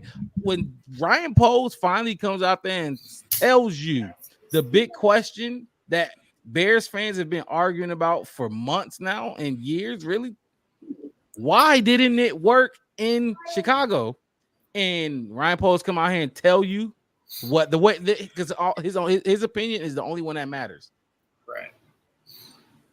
And he tells you, I think it warrants talking about, at least for a little bit. And like I said, with the quarterback position, we go into tangents, and I love it. We go into debates, but time to move on to the next segment and talk about these wide receivers that could possibly be taken at number 9 if the Chicago Bears decide to stay there. We talked about the D linemen that we could possibly take at number 9 last week. We didn't go too far down and reach, but we also put some names in for trade back candidates. So for this week, we're gonna talk about wide receivers. We're gonna talk about the dogs that for sure if they're there at 9 that you should take if that's what you want to do. And then we're gonna talk about some trade back candidates that if the Bears decided to move off from that 9 pick and move off and get some more draft capital. Some stud wide receivers that can still be there for us even if we move off 9. I'm gonna let one of y'all boys kick this off. And you could pick with wide receiver. We got film on Rome, we got film on Malik, we got film on Brian, and we got film on Roman Wilson. The other guys we got to talk about, we do not have film on them, but we will talk about them as well. Who want to start it? Who want to kick it off? I can kick it off if y'all don't want to kick it off. I mean, I can kick it off, and if you want to throw up my initial favorite is Brian Thomas Jr. Brian Thomas Jr. So if you're tuning in right now, we're about to get into some draft prospect talk. Hit that like button, subscribe to the channel, the Black Bear Podcast. One word, no spaces. You can find us on Facebook. You can find us on YouTube. Preferably find us on YouTube. Help us get that exposure. Help us get out there and just help the channel grow, because we going live every week Saturday leading up to the season. When the season comes, we will do post-game shows after every game, pre-game shows before every game as well. Brian Thomas Jr. What you got? What was height, weight? Oh man, so I mean, first of all, it's size. Right there, you can see. I mean, his size first. That's my first thing. His size. What I got him at 6'4", 209, running a 4.3. I mean, he's built like a tight end, but look at that separation he gets. Look at that separation. It ain't nothing between him, but God in the end zone. The dude is you said 6'4". I got him at 6'3". So 6'3", 6'4". And what was your weight? What weight? I got him at 209. 209. That's what I got. 4'3", 40. 4'3", 40 at 6'4" is crazy. That is ridiculous. I mean, high ball, jump ball. He can get up there and get that jump ball. Like I said, separation. You saw it in the clip. Like, hey, it's a person or two in between him and some of those defenders on a lot of those plays. And his ball location. We could talk about how great every quarterback is and, how they throw the ball. Sometimes that ball is not going to be exactly where it needs to be, just given just how, the situation goes. But, down sometimes. But he tracks that ball down very, very well. Very, very well. That's why he's my top. I think I got his wingspan is what? They got 79 and 5'8". Arm length 32 and 3/4, hands 9 3/4. Like this is a man.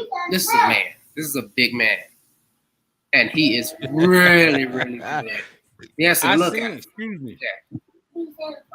Bye-bye. Look, bye-bye. Bye-bye. I'm bigger than you. I'm faster than you. I'm stronger than you. And that's just that. And that would be our third option. And that's so. And yeah, and that's the thing. I saw a lot of comparisons with him with Brian Thomas is and I can't get this pulled up, but Marquez Valdez-Scantling, just basically because of his physical abilities and his speed and his size, but he needs a little bit more polishing at the route running techniques and certain things he can do to get himself open, like maybe using head fakes or some body shakes or whatever.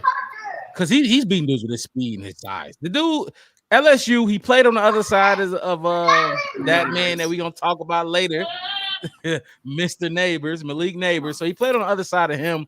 And you got some numbers for him? I got some numbers for him. Oh, yeah, I got numbers. Too, I think. What I got him down. 68 receptions. 1,117 yards, 17 touchdowns, and an average of 17.3 yards per catch. That's a you first said down. 17 touchdowns, right? Yeah, I got 17 touchdowns. Yeah, and, 17 touchdowns. Brian Thomas Jr. Think about it this way: led FBS in touchdown catches. He's used to not being the number one receiving option. Exactly. Why like he's on his team in college. He is the number 2 behind Malik, and so coming into a situation where he would potentially be sitting there at the number 3, it wouldn't be like a huge difference for him. Like it's not like somebody going from a number 1 overall receiving and just like going into a team where he's like the second or third option. It's like this team would probably be pretty good for him because he could learn the route running from Keenan Allen and a lot of the deception moves from DJ Moore. He could really mold his game coming to the Chicago Bears, I think. Look at these fades. Like you can see he's just running, and we're not critiquing routes, and we're not critiquing these dudes. What you're seeing is plays where they win and they beat their matchup. He's just running by dudes, and it's not just him. When we get into Malik Nabers, he was doing the same thing. Just like you're physically just bigger on the other side of the field. Exactly. So and Brian Thomas is on a lot of people's look at that. Just throw it back there and let him run underneath it. It's a foot race when you throw it up. Look at this one. Ball location. Take 2 dudes and then just take off. And he just turned. And look how much separation at the end. Do you see what I'm saying? Like, look, if he grew up to he was pulling away. God, that was my initial number 1. I got somebody. We don't got film on him. I'll bring him up a little bit later. But man, so like you said, his 40 time was 4.3. Yeah, his vertical jump was 38.5 inches. Was for his dude is 6'3", 209, 68 catches, 1,177 yards, 17.3 yards per catch. The dude had 17 touchdowns. He led the FBS. And for those who don't know what FBS is, that is the main. Those are the D1, the top dog. He led in. He had every guy you gonna talk about or you gonna see talked about. Brian Thomas Jr. had the most touchdown catches by any receiver in the FBS this year, so including Marvin Harrison Jr., including Malik Nabers. So I'm gonna just throw those names out there so people can understand why we're talking about Brian Thomas Jr. He played with Malik, and my thing after watching his film. Hold on. Which one? Hold on, Wes. I'm gonna mute you real quick. Which one? So my take after watching his film is he was open a lot. Brian Thomas Jr. was open a lot and didn't get the ball. He wasn't getting the ball. And Wes, this is what we talked about earlier when I was saying, like, if you like Jaden Daniels, Jaden Daniels was missing this dude. Jaden Daniels was missing this dude all game long. I mean, on touchdowns, and he had 17. He led, but he could have had 30. This dude was open all the time. That's why I really like him. I wouldn't take him at 9 over the other guys we got on this list. No, you can't get to you only get one. But I do think he's a late first round pick for sure. If he falls out of the first round, I will be shocked. Yeah, me too. So,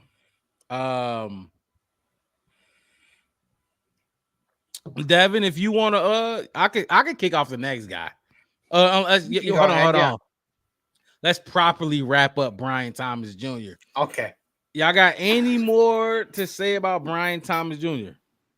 I'm like I said, I can see him being really redefined under the tutelage of DJ Moore and the Keenan. And something that a lot of people won't say is we talked about his size. He's going to do a lot of blocking too, and he can learn a lot of blocking from Everett and I'm losing my Notre Dame guy, Cole Kmet. Yeah. Like just imagine but just imagine learning how to block from those guys, being their size. Well, he can learn how to block too. Like I said, he's the third option. And we talked about building in the draft and the future of how Caleb is our franchise. This could be that franchise receiver too. That guy in 2 or 3 years when Keenan Allen is kind of on his last leg and ready to get up out of there. And, I don't know. I like to say, he's my Geico player of the year. He's insurance for us for the future. I like that. And you wouldn't spend this if this is your guy. You're not gonna spend your 9 pick. You're gonna trade back. You're gonna get draft capital, and you're gonna take him. And he could have a better career than He a dog. This dude is a dog. He do got to get more polished in his route running, but he's definitely a dog. Just to wrap him up, 6'3", 209, junior out of LSU, was not the number 1 target, and he had the number 1 touchdowns in the FBS was 17. He is a dog for sure. Like I said, he won a lot of his matchups. He didn't get the ball a lot. Let's move on to this next guy. Devin, you want to jump in with a guy, or should I go ahead and jump? You can go ahead. Right now? Well, shit, I'm going right to that man, Malik. On the other side, who's actually probably the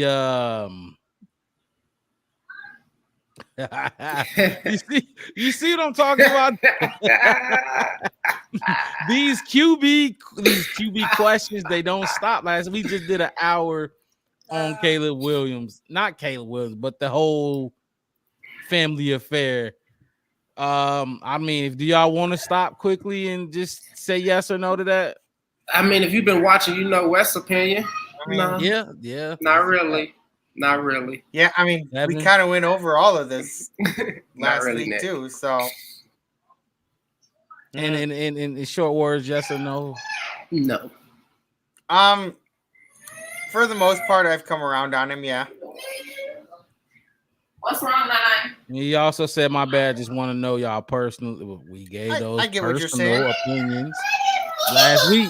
Yeah, you should probably go back and watch. You should probably go back and subscribe to the Black Bear Podcast, because we addressed all things Chicago Bears, breaking news, everything. We go live every Saturday, every week. Subscribe to the video, subscribe to the channel, like the video, the Black Bear Podcast. One word, no spaces. We're gonna keep going with these wide receivers. Like I said, Malik Nabers, obviously the second best. And I won't even say obviously because a lot of people like Rome Odunze, which we will get into Rome Odunze. Interestingly, I've heard Malik as being the best, even over Marvin Harrison Jr. So like I don't agree with it, but I've heard some people say that, and it's kind of surprising me a lot. But I think this draft class has so many good receivers that it often allows people to just kind of bounce around on who they like the most.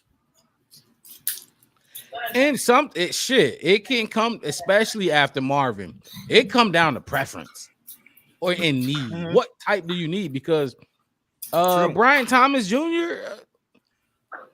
Like, I mean, look at him. He on the outside right here. He's just running the go route. That ain't gonna work in the league. I mean, he might be he'd be a big slot, but I feel like he's definitely better in the slot than he is outside. Malik Nabers, this dude can line up anywhere. We play him right now. He looks slot right here. Boom, he left him. Oh my God, he's gone. And you talk about separation. And you wonder why he missed Thomas. Like, why would you? And look at him. Thomas too. If I have Malik to look at, that's what I'm saying. That's what I want. I was waiting on his clips to say to kind of contradict you, Mark. Like, when you got that dude right there, both of them getting open like that. You got. I mean, that's my favorite route right there. That's my favorite. And look, I kind of shorted Malik. Malik Nabers got the shortest highlight tape out of all these dudes. It's very short. I mean, I gave him a few routes. I didn't finish it like I was supposed to, but look, he just running past dude. We all know Malik Nabers is a dog in the yak category, yards after catch. Look at that out route. And then he just burning dude. So I didn't get any of his yak yardage. None of his yak plays. Look at that effort. Let me look at his numbers. Like I said, this is it. Second to Marvin Harrison Jr. only. And a lot of people like Rome Odunze because he's a bigger dude. We have DJ Moore. DJ Moore is what, 6 feet, 6'1", whatever. Literally DJ Moore is Malik Nabers' comp. So I like the big body wide receivers. If I'm drafting wide receivers, I'm looking at those bigger dudes, but you do need a guy like this. And we already have a guy like this, but Keenan, like you said, Keenan Allen ain't gonna be there too long. Malik Nabers, what I got on Malik Nabers, he's a junior out of LSU, 6 foot, 200 pounds. What he's saying? I'm blaming everything on coaching if shit don't go right because all these guys are studs. Combine that with our roster and cap space, we should be nice. Hey, Nick, don't get cocky, Nick. I think Vegas got us at 8. I think Vegas got us at 8.5 wins right now. Yeah. I know we want to look. We're gonna hold off on the team predictions until we can figure out what we're gonna do in the draft. We got to see what this roster is gonna completely look like.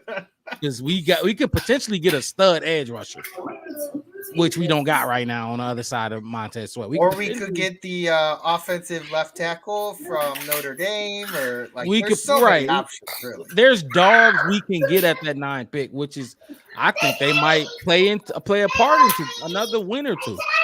You know, so Malik Nabers though, like I was saying, 6 feet, 200 pounds. His 40 time was a 4.3, just like Brian Thomas, right? Correct. Mm-hmm. His vertical jump is crazy. 42 inches. What did we say was his vertical jump for? I think 38 something. I want to say 38. I got 39. 38, 39. Same shit.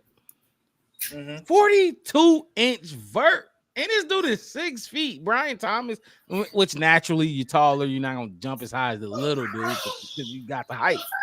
Nate Robinson. Nate Robinson. That's a great, Nate the Great example. You ain't gonna jump as high as the little dudes, but because you already got the height. 42-inch vert, and we see it. Like, let me play this. You can see him going up, and I didn't do him justice in these clips. He can go up and get the ball. He ain't just running past dudes like this. He can go up and get the ball. 42-inch vert. He was second in FBS with passing yards, receiving yards, 1,569 receiving yards. He actually set the record for LSU for receiving yards in their tenure, which is impressive since LSU has had a lot of good receivers come out of there. Oh yeah, a lot of people trying to say LSU was receiver U. That's receiver U. Just I heard like Notre somebody Dame say is that tight too. end. Mm-hmm. So I mean, Justin, I think of Jefferson, Iowa as Mark tight end Day. U, but Iowa. Look, so we can get it. We can definitely talk about tight end U, but he has 17 but I points mean, for Josh. Sam Laporta and George Kittle. First of all, Sam Laporta, he was a rookie. For me, I don't give anybody who was a rookie or had one good season last. I gotta see it again. I gotta see it again from CJ Stroud. I got you. I gotta see it again from Jordan Addison. I gotta see it again. You know what I mean? But Sam Laporta was definitely a dog. I'm not taking away from Sam Laporta. He was a demon. But Malik Nabers, this is his time to shine.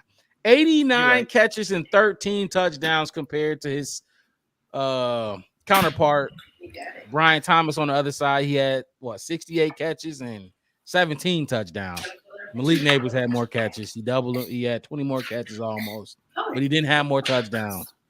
6 feet tall as opposed to a 6'3", 6'4" receiver and Brian Thomas. Jaden Daniels had the best of both worlds. Jaden Daniels had some dogs to throw the ball to. I mean, what do y'all fellas got on Malik Nabers, or what y'all think about Malik Nabers? Because I mean, after Marvin Harrison Jr., this is the guy to a lot of people. I mean, if we want to take a receiver at 9, I'm very confident that it's going to be him, because I'm pretty sure almost every mock draft I looked at, if he does fall to 9, that the Bears are going to take him. And why not? Mm-hmm. I mean, if you're watching him, why not? If that's what you're going to do, if you're not going to trade down that pick and you want a wide receiver at that pick, look at that dive. Oh my God. It just makes sense. And like you said, let's talk about the future of the Bears, not this season or next season. Let's take 3 years now. When a couple years into Caleb's career, like we said, Keenan won't be there. He don't. What happens if God forbid we somebody ain't playing that day? DJ or Keenan ain't playing that day. Yep. I would love to have him available because I'm not too big on. I think we still sitting on Velas and Tyler and my cousin.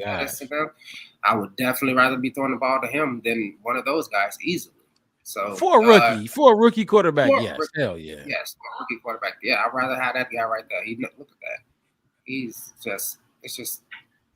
just makes sense. Like I said, you showed his numbers, and to be number 1 target for Jaden Daniels when you had, like we just showed, Brian Thomas, he could have threw to Brian Thomas more, as you said, but he preferred to throw it to Nabers.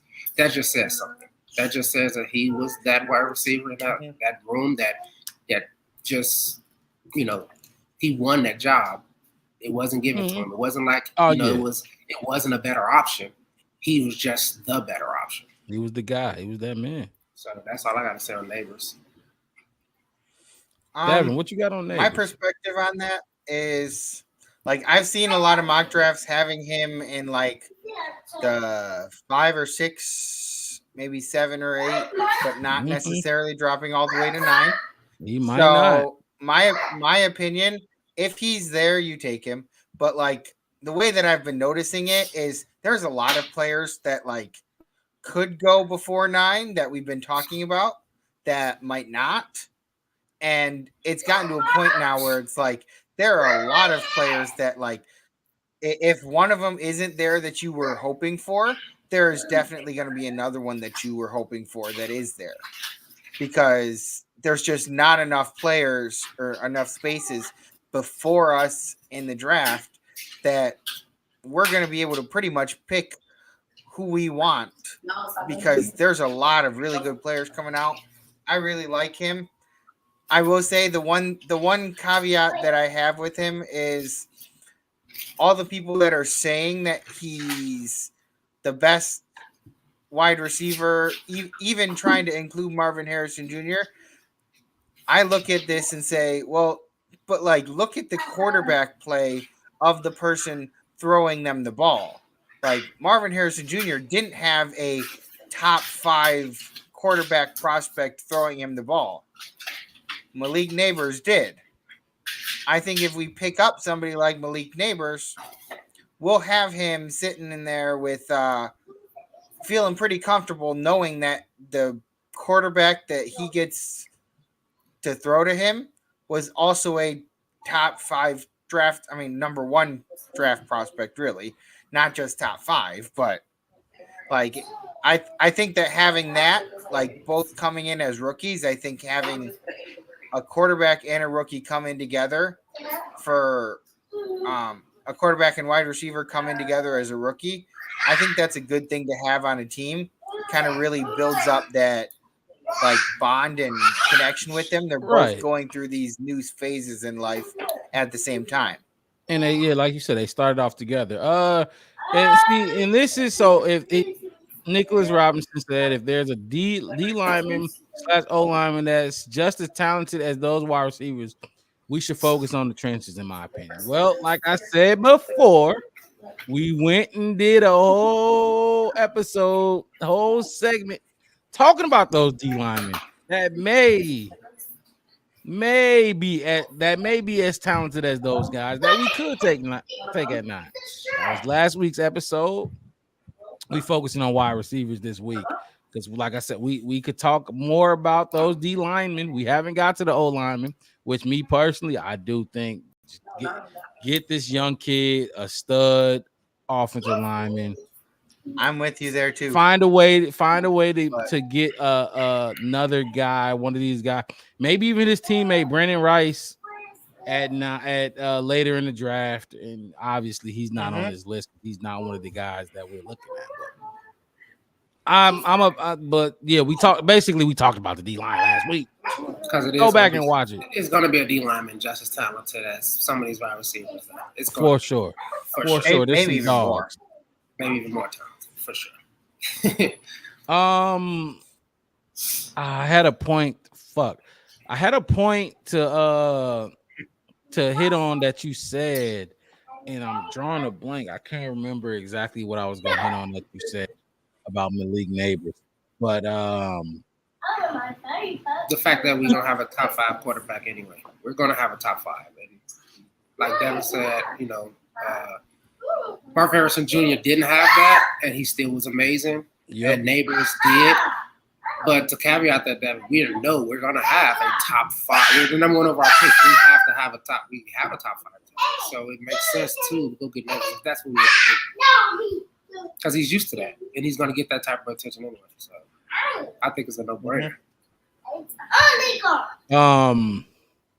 To the top 5 quarterback thing that you mentioned. You think Caleb will be a top 5 quarterback? Or are you talking about in the draft? I'm talking about like draft prospects. Oh, that he played with. Yeah. For sure. I mean, but see, then you look at like this is crazy. You look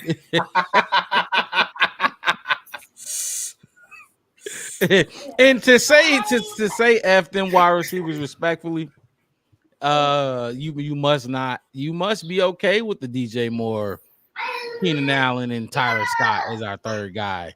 Or I'll be honest with you. I've heard people talking about the fact that they don't necessarily know if we need to have that third all-star wide receiver, because they've pointed out that other teams in the past, when they try to go with a like super fully loaded like wide receiver room, right, they tend to not be able to distribute that ball equally amongst the people there, and it kind of hurts everybody involved.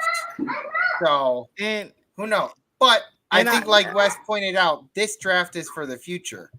Like, this is for the future of the franchise. We're drafting a wide receiver that we can guide them and help them grow and develop them for later on down the road, because we know Keenan Allen isn't the long-term answer. No, he's not. And that brings me to this next comment. Love our weapons. If we need somebody else, then shit, I don't know. We definitely need somebody else. We definitely cannot go into I don't think we can go into this season with DJ Moore, Keenan Allen. Because first, Keenan Allen is a slot right now in his career. He's a slot. He is your slot guy. You need another receiver on the other side of DJ Moore, because Keenan Allen ain't gonna get it done over there. Tyler Scott damn sure ain't gonna get it done over there. Not right now in his career. You need another guy that can play on the other side. Keenan Allen ain't going. I'm telling you, if you look at his snaps, he dominated in the slot this past season. He had his best career in the slot with the Chargers. I don't got the numbers to show y'all that, but just take my word for it. He's a slot guy. Keenan Allen went over those numbers a few weeks ago. Yeah, he ain't no outside guy. So we definitely got to get another guy to play outside. He's still on Neighbors, right? Yeah, we're still on Neighbors. So he's still on Neighbors. This dude is gonna be. It's a good chance he might not be there for the Bears at 9. That's why y'all don't see us talking about Marvin Harrison. I don't. If you see a mock draft and they're putting Marvin Harrison falling to 9, it's crazy. If that happens, so be it. But Bears have to take him. Absolutely. They're going to take him, but I don't think he's falling that low. There's no chance. Malik Nabers might, but he got a chance. Like the Chargers. The Chargers pick 5th. You got to remember, they pick 5th. What the hell you think they gonna take? They got to replace Keenan Allen. Exactly. They got to replace Keenan Allen, Mike Williams, Gerald Everett. Yeah. They got all those dudes left. Yeah. Maybe they take Brock Bowers. Maybe they take Brock, because Brock is a dog. I'm interested to see how far Brock falls. I heard that's gonna be interesting. I saw something that said we should take him too, but no. I was like, what? We don't take no Brock Bowers. No Brock Bowers. Not for us. I don't see us having a need for a third tight end.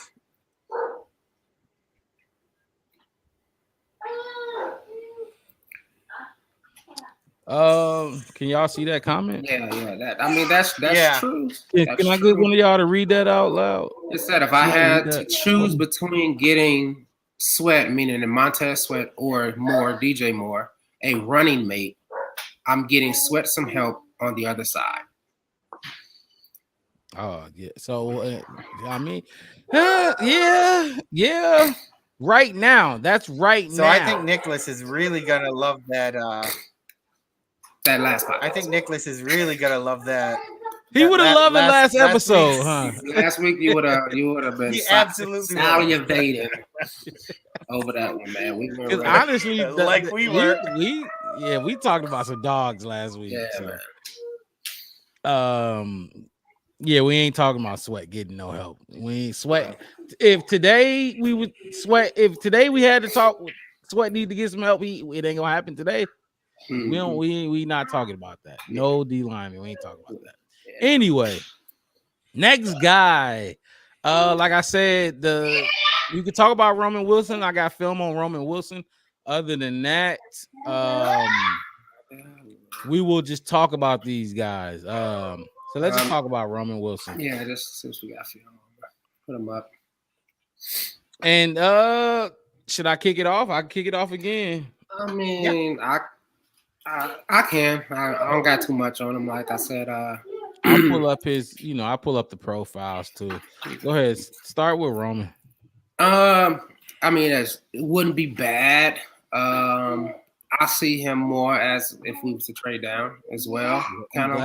I'm glad you put that out there, Wes, just because You know how it go. They go, Yeah. there's no way in hell we're taking Roman Wilson at 9. We're not saying that. We're not right. We're not saying that. Like I said, but if we was going down, for me, I mean, he's a tough receiver. I watched a lot of his film, and he just gave me that. I put in quotations that Patriot small receiver role. So he gave me that Wes Welker, Danny Amendola, Julian Edelman, Jules, you're doing it, you know, which to me was Darnell Mooney. Already. We already tried it. Been there. Guess we didn't like it. Or maybe, you know, we just want to be posed ways and just didn't want to pay Darnell. And this is somebody we can get for cheap. Then sure, go right ahead. Like I got him at like about 5'10" and 3/5 if you want to get precise. I got about 185 pounds. Runs a 4.3. Like I said, smaller dude, you know, but tough. Definitely. Hold on. And just because you brought up Darnell Mooney, which is crazy. Remember, we offered Darnell Mooney 3 years in the middle of the season, 3 year, $30 million. Darnell Mooney did not take it. Darnell Mooney felt. Go ahead. No. I'm just laughing because I'm thinking what you're saying right now. So, Darnell Mooney. Look, Darnell Mooney struggled his last 2 seasons with the Chicago Bears, and it's a fact. That's all you gotta say. Yeah, you don't want me to go. Go. I'm saying you because you know where I'm going with it. Yeah. You know where I'm going with it. It was Justin. He struggled because of Justin. His numbers were lower because of Justin. DJ Moore came, and all of a sudden he wasn't his favorite receiver no more. That's facts. I mean, do y'all argue with that? That's why Darnell Mooney, he went and got 3 years, $39 million. His last 2. I still think Atlanta overpaid. Maybe, but did they overpay him? Because when Justin was a rookie, he was a 1,000-yard receiver. That's what did they overpay him? He had that in his bag. Yeah. But when DJ Moore came, these days 1,000 yards isn't worth that much though. Like you're considered a fairly good quarterback. I mean, receiver if you get 1,000 yards. But like the thing that I don't get is you're not a good quarterback if you get under 3,000, but you're a good receiver if you get over 1,000. Like, nah, usually they want you to get like 1,300 to be considered a good receiver, is what I was feeling lately. Because if you get 1,000, well, out of other.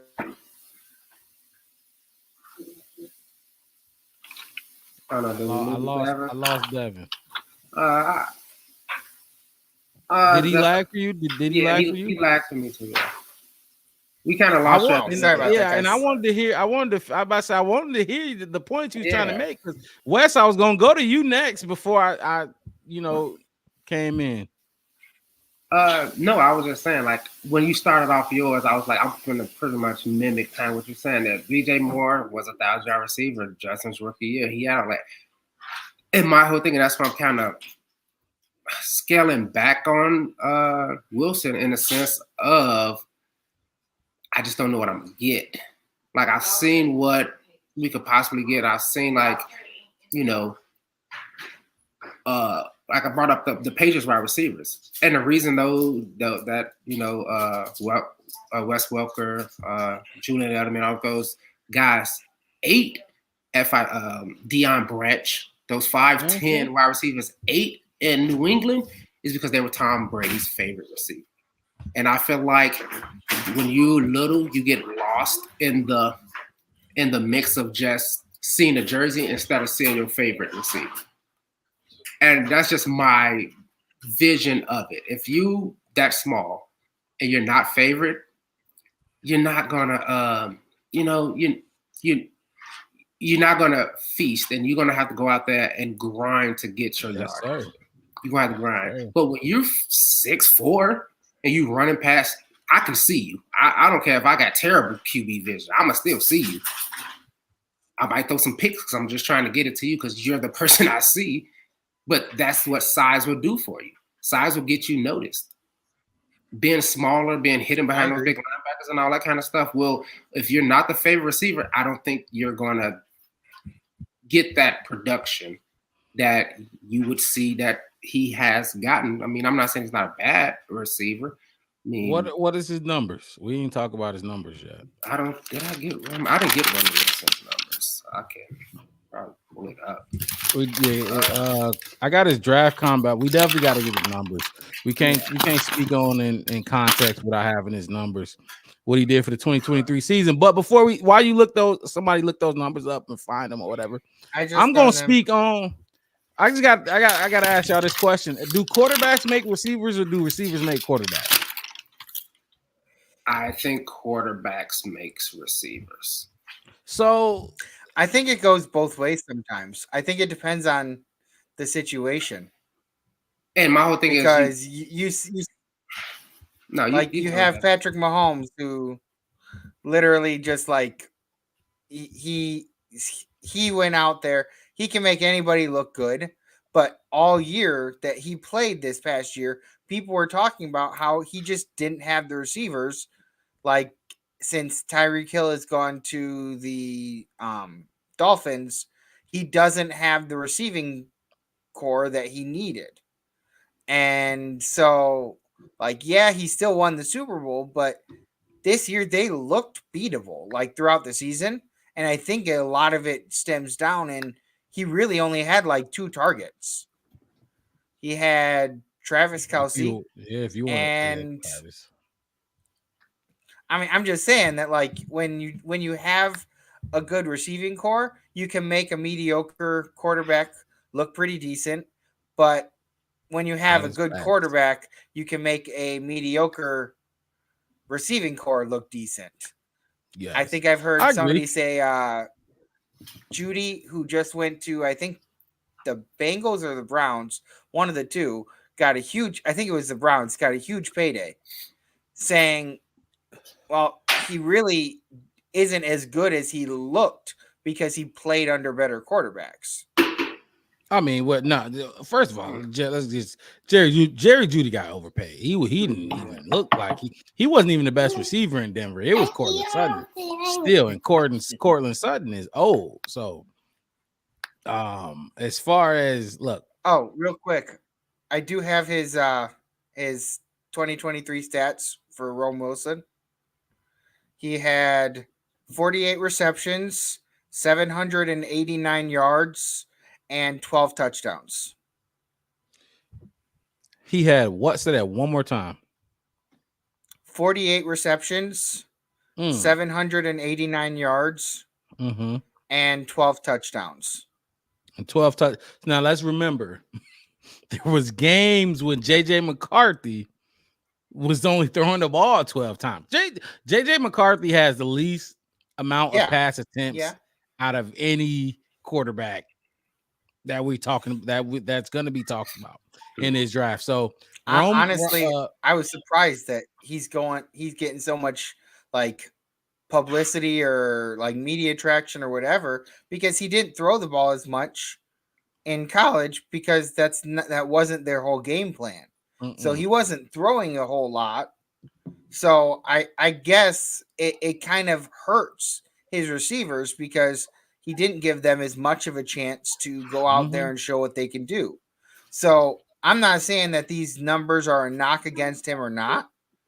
I'm saying the numbers don't look good, but I think a lot of that is because his team didn't utilize the passing game. So I feel like it makes him more of a uncertainty.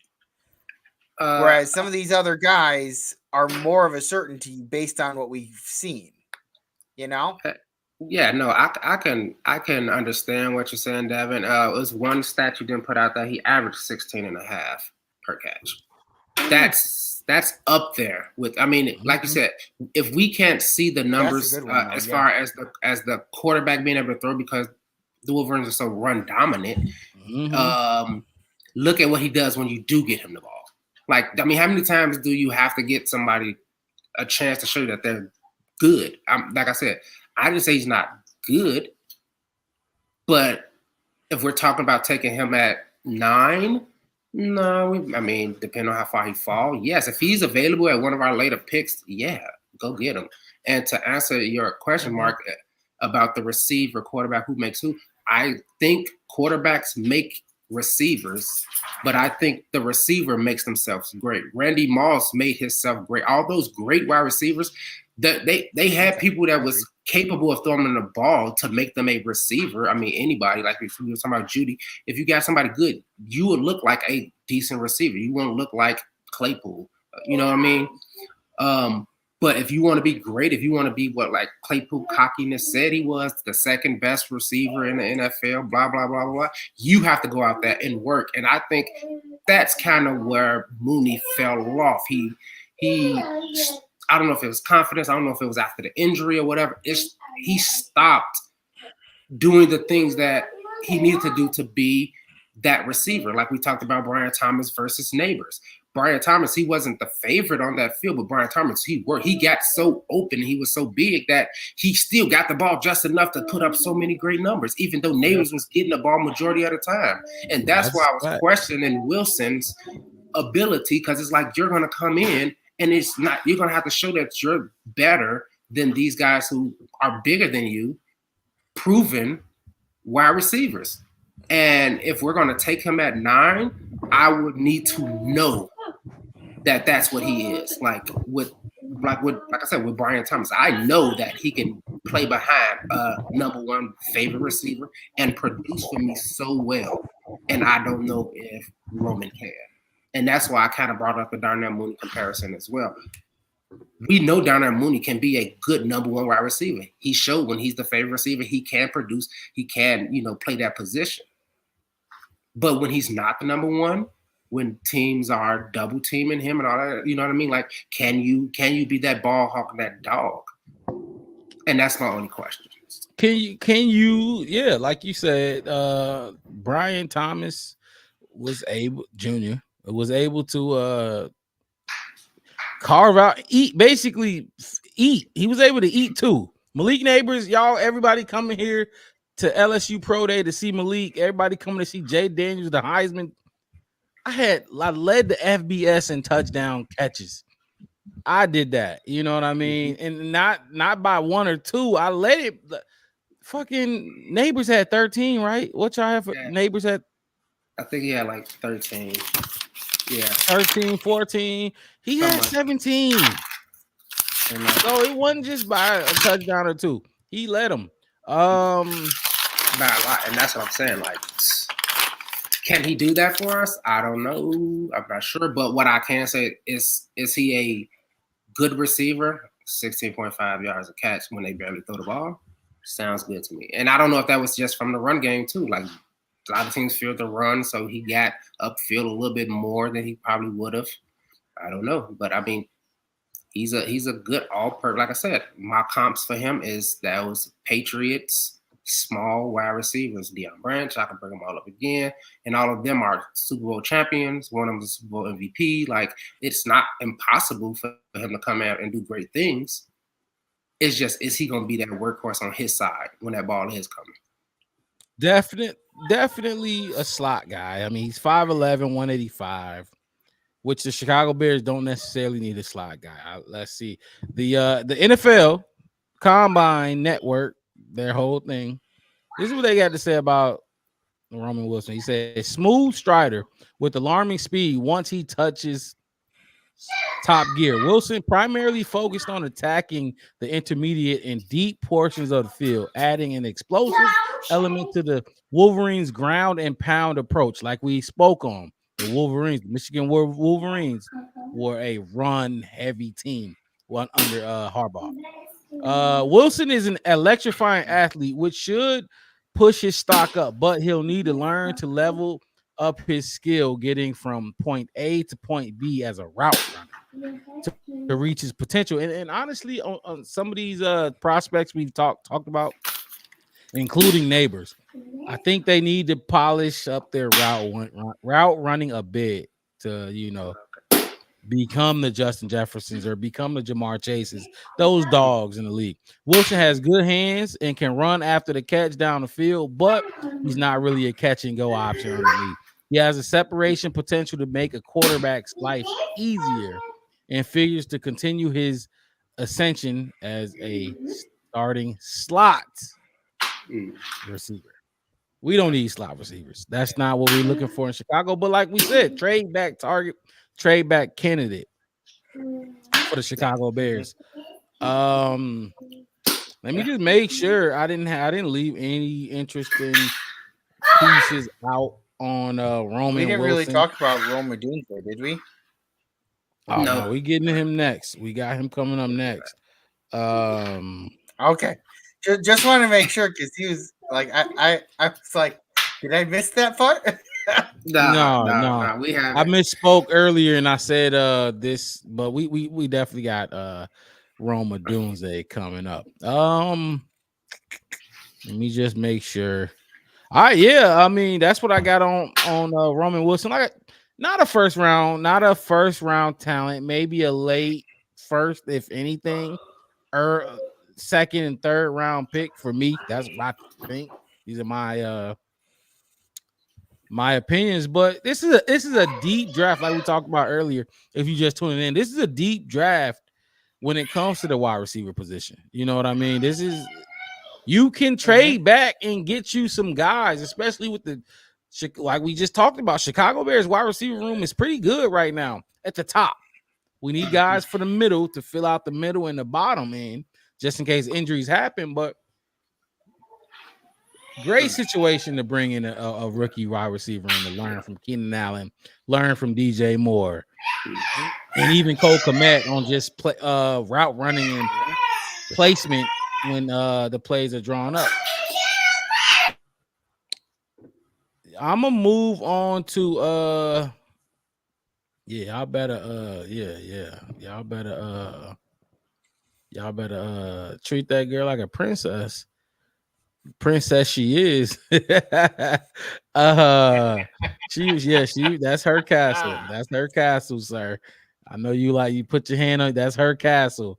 Let's move on to Rome Odunze. The first things first. I mean, that's go ahead. That's the prime candidate if we're going to take a wide receiver. Let's just start off with that. Okay, hold on. So you like him over Malik?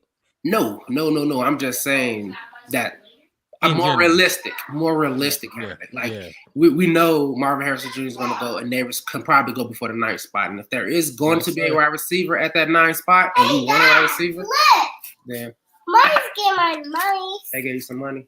Okay, here you go. It's America. You see that? America sunshine. Right. Gave us some money, not squad. But like I said, he's the more realistic if we're going to take a wide receiver at 9.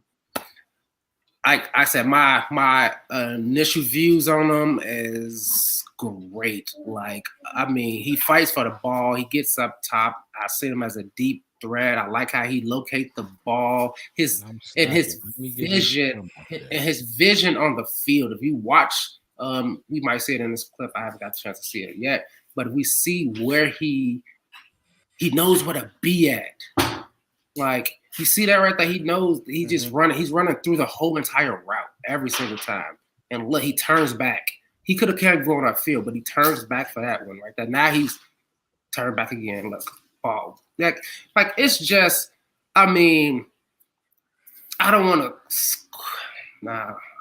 say he's an all-purpose receiver. Hey, I was just about to say that he can do a lot. He got potential of being an all-purpose receiver. Like, look, he's very flexible. Look, that vision. He's like, okay, I could turn and go upfield. There's still a lot of space, but I'm gonna sit here. I'm gonna right there. Okay, you see what I mean? Like, just I can go upfield and go get that ball. I can like just some of the catches that he made too is just like ridiculous. And like, just can we go over his physicals? What oh yeah, I got his physical. I got him at I think I got him at least 6'2", 212, 76 plus inch wingspan, 32 and a quarter arms, 9 and a quarter hands. That's a nice size on a receiver. I would say he's a giant, kind of like I'm going to keep going back to Thomas, as big as Thomas is, but he's up there. He has that size where, like I said, could possibly be one of those all-purpose receivers. Put him anywhere. Even if you want to give DJ Moore a couple downs off, you're not lacking if he's still on the field. Yeah. And that's what I really like about him. And that's why I think a lot of people saying realistic, if the Bears want to get a receiver at 9, he would be the prime candidate for it. And that's just my take on Mr. Rome. Rome Odunze. You say his height is what? I got him at 6'2", and I want to say about 2/8. What and see that's so what numbers? What? Because I see on the combine, his combine measurements. One of the few that did the combine. I don't think Nabers did it. Marvin Harrison didn't do it, but he is one of the few that did it, and I got him at 6'3", but it's an inch. It's an inch. Yeah, you grow it overnight and you shrink. Right. 212, right? What do you have him as weight? I got him at 212 as well. As far as 212. So, what did you have for his 40 time? His 40 time, I got 4.4. He had a 4.4 40. Was he the one? I didn't see. I found one on him. I didn't see it. I thought I had it. He ran it at the combine. Yeah. He ran it. Okay. I don't think I saw. I pulled up the combine stats, and I think the website I got on didn't have it. I don't know why. It was CBS Sports, I think, something like that.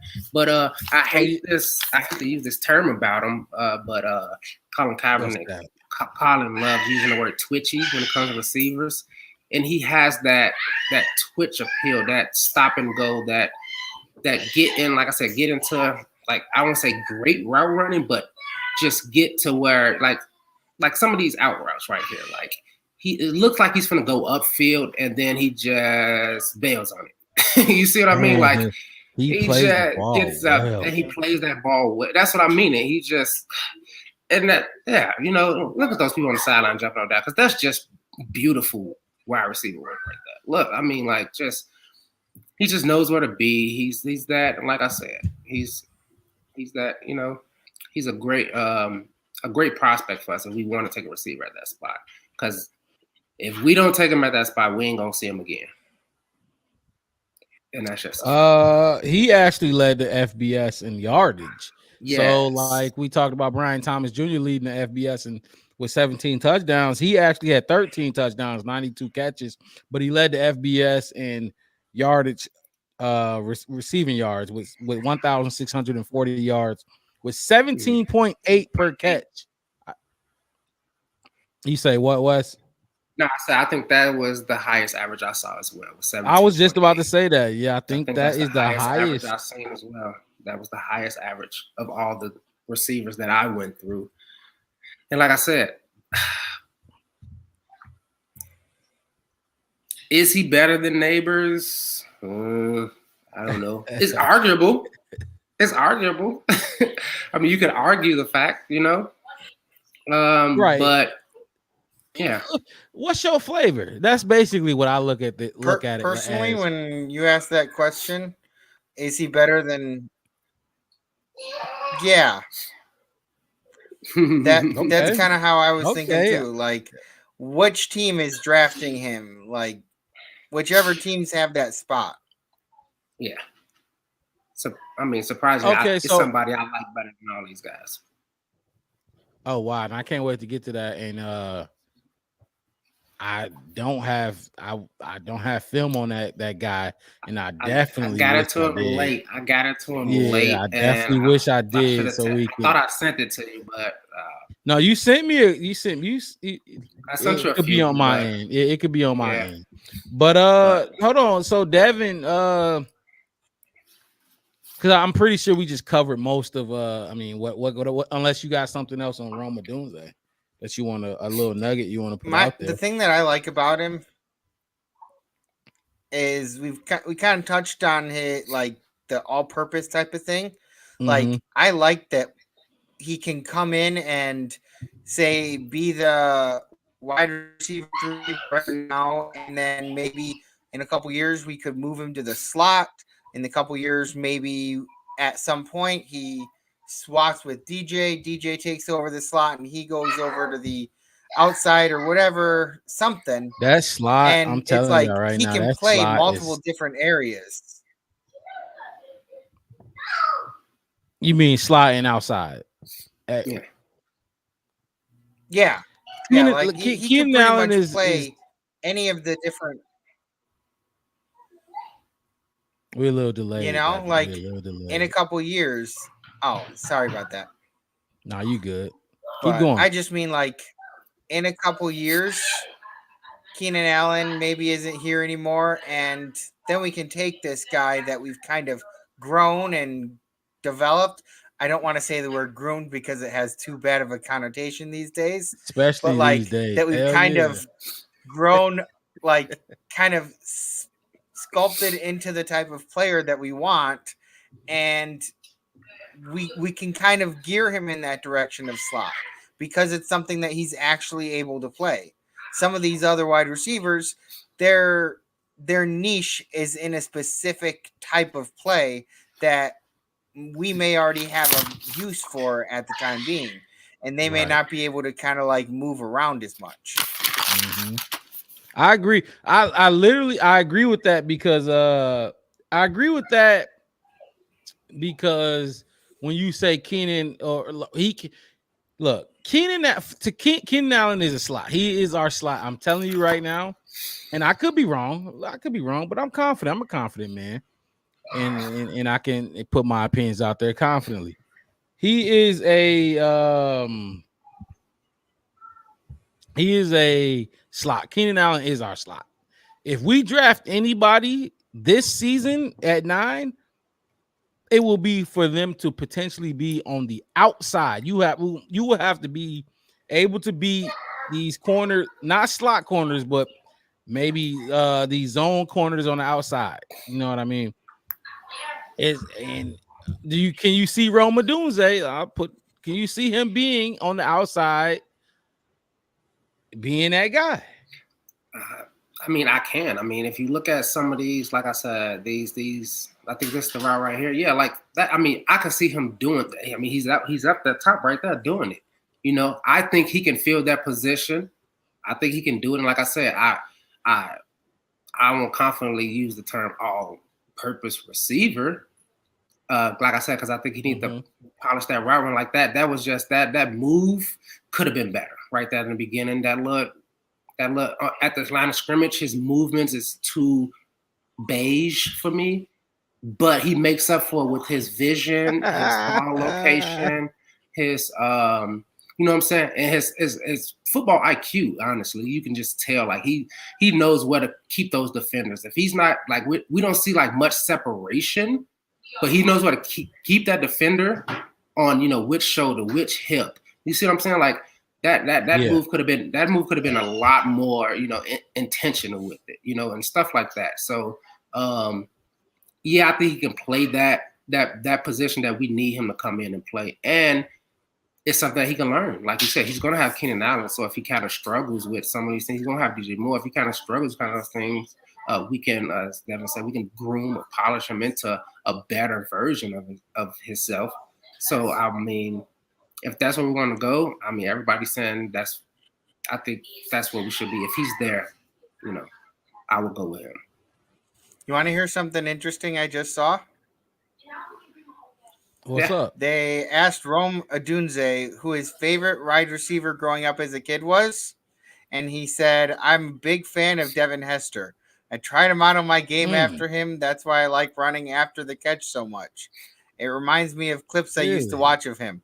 I mean, if you be talking about Devin Hester, and if we end up drafting him, playing in the Hall of Fame game against the Texans, I guarantee you Devin Hester is going to be there for that game. Oh yeah, for like sure. Yeah. The whole concept of like him being able to be a part of the team that once held the guy that he grew up idolizing. That would be pretty cool, I think. Did y'all see that little clip that the Chicago Bears just recently released about how the whole draft room was when basically what it was like in the room when it was time to draft Devin Hester? Did y'all see that?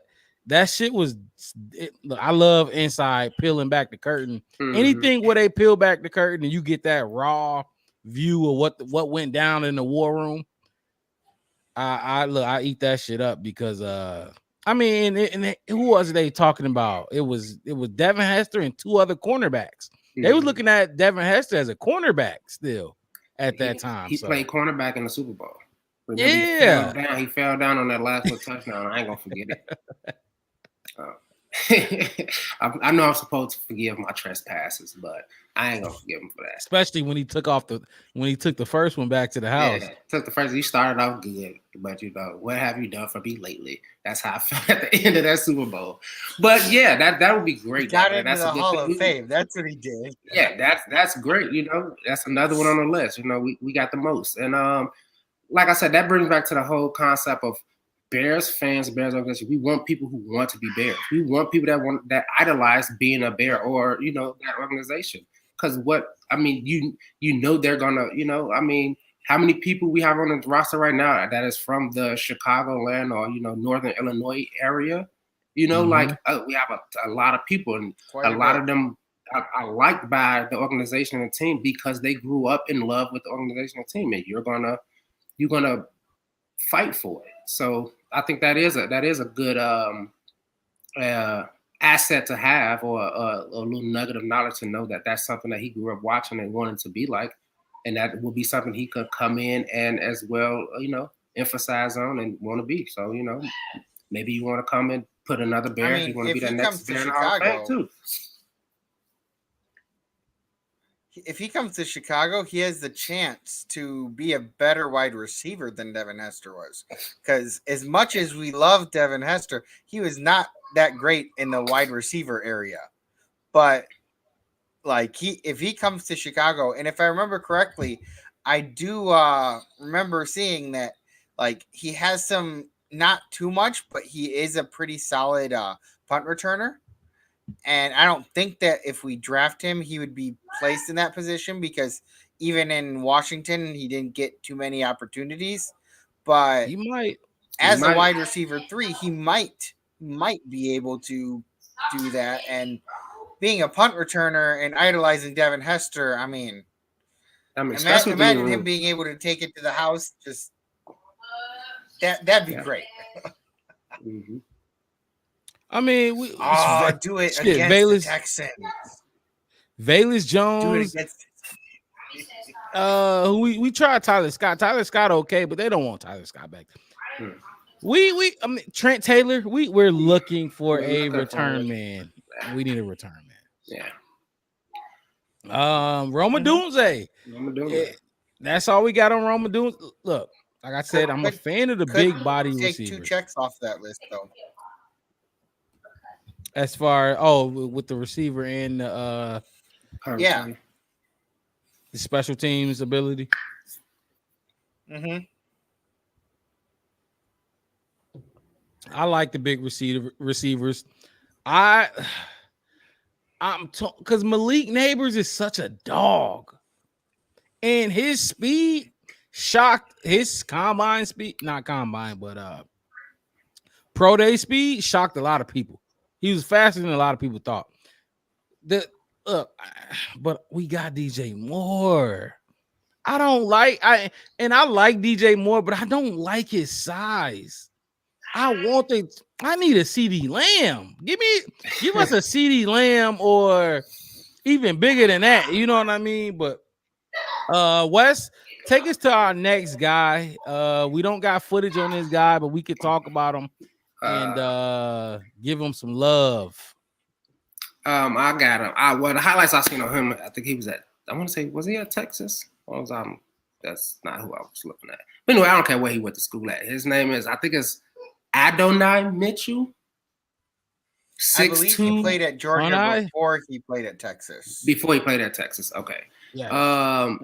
Adonai Adonai Mitchell. I'm gonna give him the full flex because like I think if he's at that third pick or that third round or something, because I don't think a lot of people is really looking at him. He might fall to that third round, and if he's in there, I'd rather take him over anybody else. But 6'2", 2/8, 205 pounds, 4'3", 440, 77-inch wingspan, 32-inch arms, 9-inch hands, which is on par with some of the biggest wide receivers that's going to be in this draft. He's this pretty much. I mean, he's the same size as Rome. But when you talk about what's his 205, I got him at 205.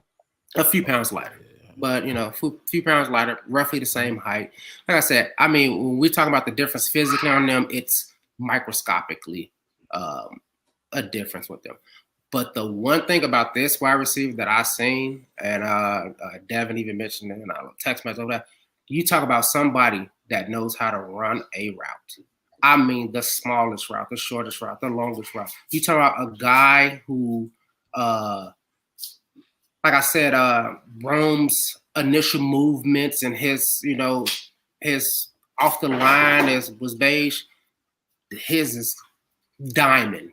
Like I'm talking about pristine, like perfect. Like, and if you're watching this or you're watching later on and you want to be really entertained, you really like wide receivers and you like running routes, if you're a former receiver, go watch this man off the line. He beats defenders before they even turn their hips or take move a foot. He got them rethinking life. Easily, hands down. I mean, great ball location. I'm talking about some of the balls he caught. I'm just like, that's NFL ready balls. It's an NFL catch. That is an NFL wide receiver. You was talking about does the quarterback make wide receivers or wide receivers make the quarterback? He's going to make whoever the quarterback is a very, very, very rich man. You talk about Kirk Cousins making money for doing absolutely nothing. Whoever throws the ball to him, they're going to make big fat checks for just watching him embarrass defenders when it comes to route running. And like I said, the catches, the way he locate the ball, it don't matter how the ball coming down to him because he's going to get into that spot. You tell him what to be on the field, you just throw it there. And he's going to make the defender confused and baffled with his route running. And like I said, he's my favorite by a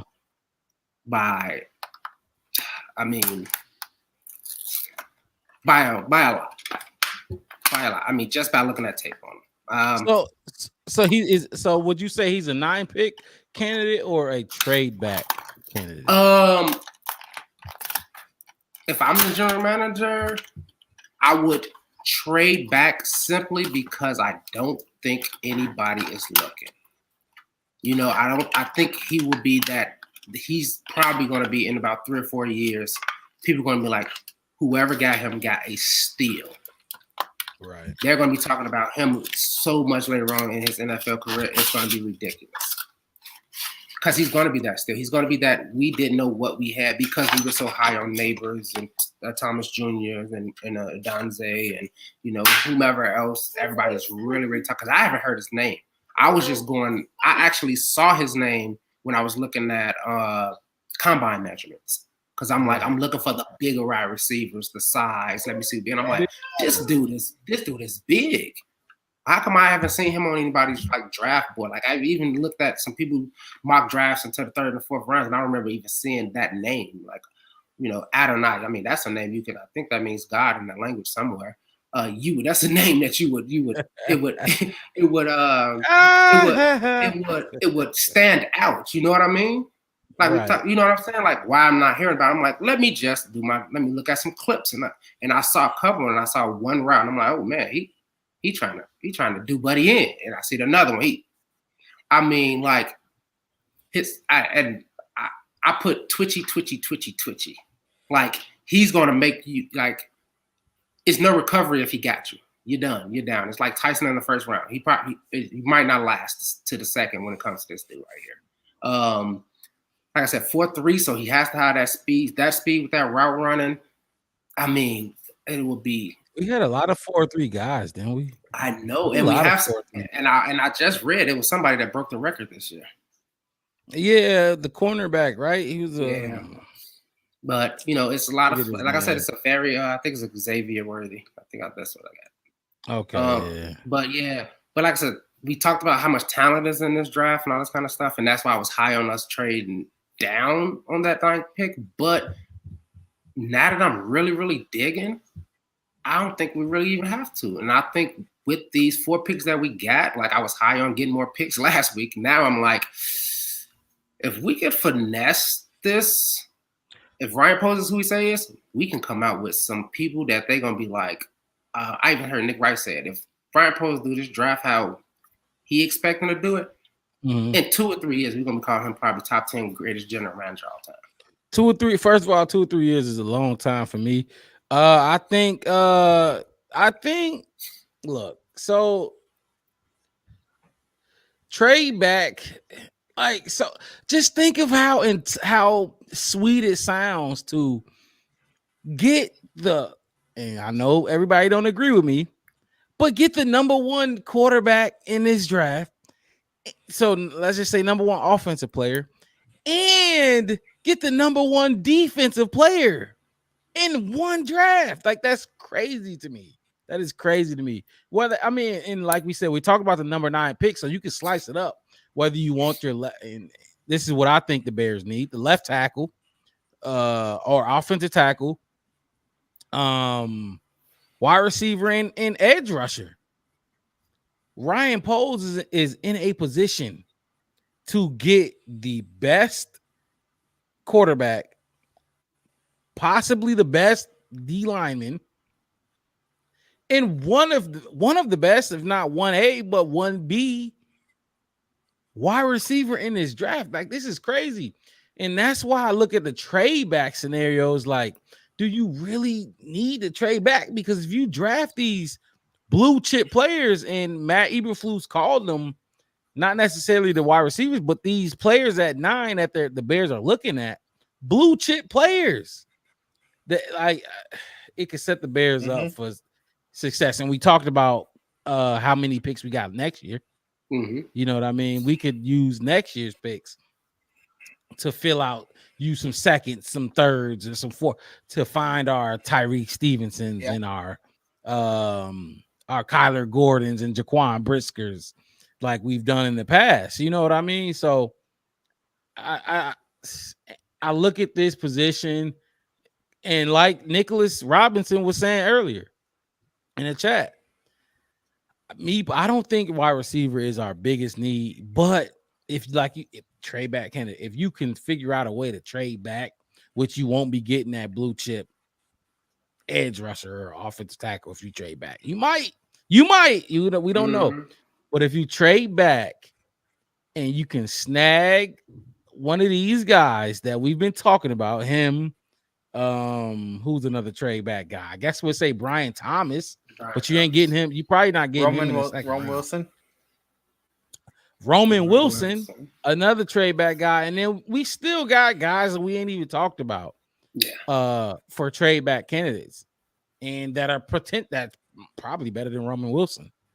You know what I mean? So this opportunity as a Bears fan is just like, it's amazing to me. I get excited when I talk about any of these dudes, because I'm like, you can't go wrong with him. You can't go wrong with him. You can't go wrong with him. You know what I mean? Yep. So y'all want to pronounce his name again real quick? Adonai. I don't see any other way. I think it's pronounced Adonai because it means God. Adonai. Okay, so you was for real about that. I was dead serious. I was dead serious. Adonai Mitchell, 6'2", 205, 4.340, 39.5 inch vertical jump. He was second team all Big 12 conference. He led his team with 11 receiving touchdowns, played in all 14 games. He had 13 starts. I'm sure that last game was probably a bowl game or whatever. His nickname is AD. That's some facts for y'all. This is just what the NFL had on him. Ascending prospect with size, speed, and ball skills to become a very good NFL receiver, but he's still in the process of bridging those traits. Mitchell can beat press, and he has the speed to take the battle to the third level, but he's still learning the art of bullying the catch space in tight quarters and jump ball battles. He's not always a natural hands catcher, but his ability to snare down balls outside his frame is top notch. His route running currently lacks focus and consistency, but agility and burst out of breaks will not be an issue at the NFL level. Mitchell is rugged after the catch and has the ability to become a winner on all three levels of the football field. The difference between becoming a wide receiver 2 or wide receiver 1 could rest on his urgency and willingness to go to work on the unpolished areas of his craft. Like I said, honestly, what I got from reading that was he said, yeah, he is and let me get this down. I didn't know I had this up there still. He has the ability to become a 1. Like, you can get this kid not late, but later than the first round, and he could become one of those, like what AJ. I don't know exactly where these receivers were drafted. AJ Brown maybe been a second round pick. Some of these tops, I know there's a lot of top second, third round, even fourth round pick wide receivers in the draft or in the league. He can potentially become one of those guys. What was the guy from the Chargers? The guy from the Chargers. Mike Williams. No. Quinn Johnston. Not the Chargers, the Rams. Sorry, same colors. Puka Nacua. That's what I was looking for. Like, you can, like, a lot of the stuff, and like I read some of that stuff too, and a lot of that they were saying, I'm just like, that's just coming to the NFL. I mean, Marcus Harrison, yeah, he did it at college, but is it going to translate over? At least you know, okay, this is what we're going to work on. At least we have the wide receiver room to be like, okay, we're good. And this is somebody that we probably don't even have to trade back to even get, maybe. Because it's just so much talent. It's going to fall right to us. Fall right to us. That's what I said. I think we got a third round pick, something like that, maybe even depending on what these teams want. What if some of these guys, like I said, keep the negative bad press on the Bears? I want everybody to think, that he's not that good or he's not that ready. He's not that good, and we can literally get him for get him for nothing. If he's down there, and I'm be watching on draft day, and the Bears is up there, and his name is still up on that ticker, and if they pass up on him, I would be astonished, because then you could fix your future. You got your future quarterback, you got your future edge rusher, you got your future receiver. And if you want to Adonai, say it one more time for me, Wes. Say it one more time. Adonai. There you go. Adonai Mitchell, potential trade back candidate for the Chicago Bears. The NFL speaking highly of him. Those guys y'all like to look at, Mel Kiper, Phil Yates, whoever y'all like to look at, Dane Bugler, got this kid as a potential. From what I read, it seems like his ceiling is high. You know what I mean? He got a high ceiling. He may lack, his floor may be pretty low in terms of star receivers, not in terms of draft prospects, but his ceiling may be low, but it sounds like he can reach levels that you don't always see from later round draft pick wide receivers. Mm-hmm. Who else do we got coming up next, Wes, on this receiver outlook?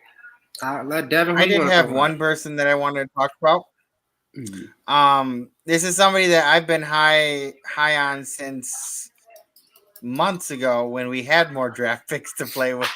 But this was a guy I happened to a while back, I started to get really invested in the draft, and this is like mid-season, like late season, I think. But I wrote down a lot of the players that I thought were probably going to go in the first round, but then I wrote down a player or two that were going to go in like maybe second or third round, and this guy was a receiver that I just liked the idea of him. I don't necessarily know if like his numbers aren't all that great, but like the one thing that I liked about him was this guy is Johnny Wilson. He played for Florida State. Johnny Wilson. Dude is 6'7". That's what he was measured at last year. I think he came in at 6'6" something at like later on when he got measured, because I saw a different size for him later on. But like 6'7" is a big dude. He's the type of guy that you throw those jump balls up to. He doesn't even need to jump, and he's already like head and shoulders above the cornerbacks and stuff like that. Imagine trying to defend a guy like that with a cornerback that's like 5'11", 6 foot. Like, this dude is a whole 6 inches taller than you, massive wingspan, and just like he just the idea of it, like it kind of, I know that he doesn't have the prospect like outlook as this guy, but like the size aspect kind of makes me think of like Megatron sometimes.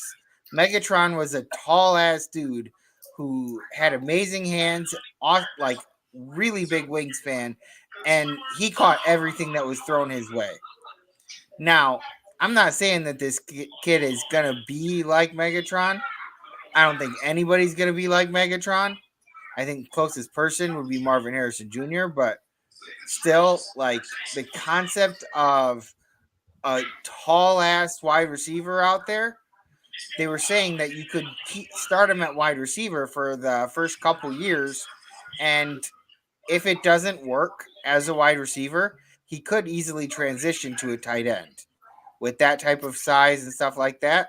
But like the concept of having a wide receiver out there that's 6'7", it kind of makes me feel a little excited about that. Like, he's the type of guy that it's first and goal or something like that, or even third and goal, and you're on the like 2-yard line. He's the type of guy that you can throw that ball to, that he doesn't need to worry about somebody being able to pick it off or something, because if you throw it up high enough, he's the only guy that's going to be able to reach it. Monster red zone target, and that's just to be clear. This is a trade back candidate. Oh yeah, at the most, if you wanted him that badly, you'd trade back. Most likely, he's probably not even on very many people's radar. Kind of like the last guy we talked about. He might be a guy that you could get in like the third round. Maybe you try and trade up your third round into like the late second round. Maybe package in one of the picks from next year or something, because we got way too many next year and not enough this year. So maybe do a little finessing that Ryan Poles is known for on draft day. See what you can do. If you pick up this guy, he would definitely be one of those. We talked earlier about a guy that's big enough. You see him over the offensive line. This dude, you can see no matter where he is on the field. Like, you wouldn't even need a quarterback with good vision to be able to see this guy. But imagine, like, one of the guys I was listening to said that unfortunately the guys in Florida State, they suffered from the fact that they were playing with a good but not great quarterback. And so I'm thinking about it, like, this guy, he had something like, I think 42 catches and like 680 yards. Yeah. He wasn't the primary target. He wasn't, and it made me feel like definitely he could be one of those players that probably would have been a lot better, because how can you really guard a guy that's 6'7"?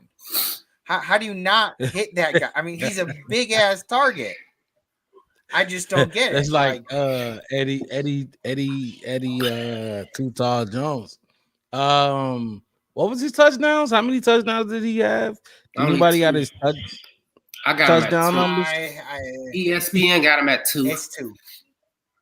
Two touchdowns. Yeah. Oh, that's the wrong guy. 2 touchdowns. It'd be definitely a work in progress type of player. Who was his quarterback at Florida State? Do we know who the Florida State quarterback is? I can find it. I just know. I know we talked about it earlier this week. Devin brought it to me, so I went and looked at him because I had mentioned Roman Wilson. He was like, "You mean Johnny Wilson?" So I had to find out who Johnny Wilson was.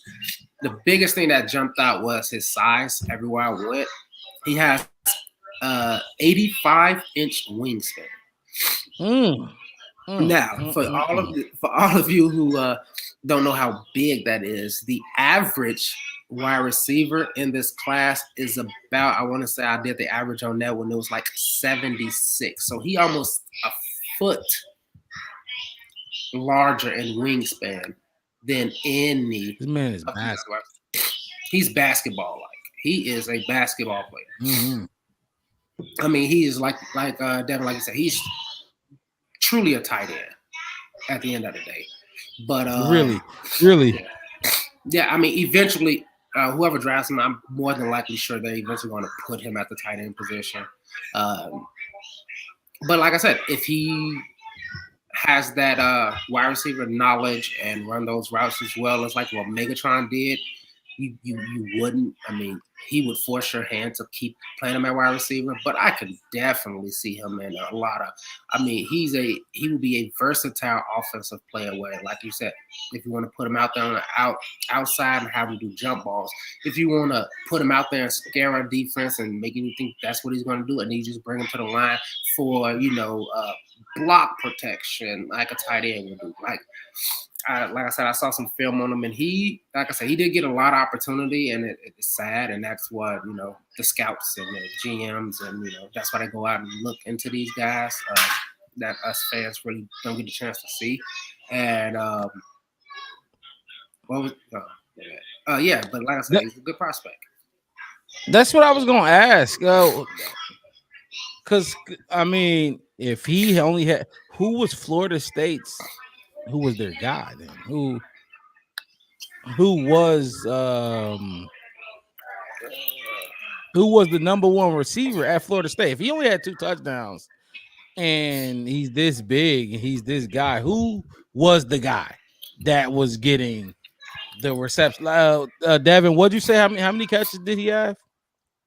Johnny Wilson. If you just tuning in to the 42, you just tuning in, hit the like button, subscribe to the channel, the Black Bear Podcast. You can find us on YouTube. You can find us on Facebook, the Black Bear Podcast. One word, no spaces. We bringing you all your Chicago Bears news, updates. They have another court or wide receiver that's probably higher up in the draft class. Keon Coleman. Right. Okay. So we go live every Saturday, the Black Bear Podcast. You got myself, your host, Mark Robb, the Black Bear Podcast, and you got my guy Devin to the right of me, depending on how your orientation looks on the screen. Follow him at the Black Bear Pod. Devin, you got my guy Wes at the bottom, holding it down, bottom of the map. So it's only right that he down there supporting. Johnny, what is his last name? Johnny Wilson. And the reason I forgot his last name because we was talking about the Wilsons. The Wilsons earlier, and I get them both confused. Johnny Wilson, 6'7". Keep that up there. 6'7", 6'7", 231 pounds. However he ate his meal that day. I'm looking at the combine numbers. Mm-hmm. He ran a 4.5 40 with a 37-inch vertical jump. This is a trade back candidate. This is what the NFL had on him for their overview. An enormous target with an elite catch radius. Wilson is still in the process of learning to play to his traits, he is fairly physical against press, but his feet limit his release quickness and ability to separate out of breaks. So he's slow getting out of breaks. His feet are slow. He's 6'7", so 6'7", 6'6" as a wide receiver. So you're gonna expect that.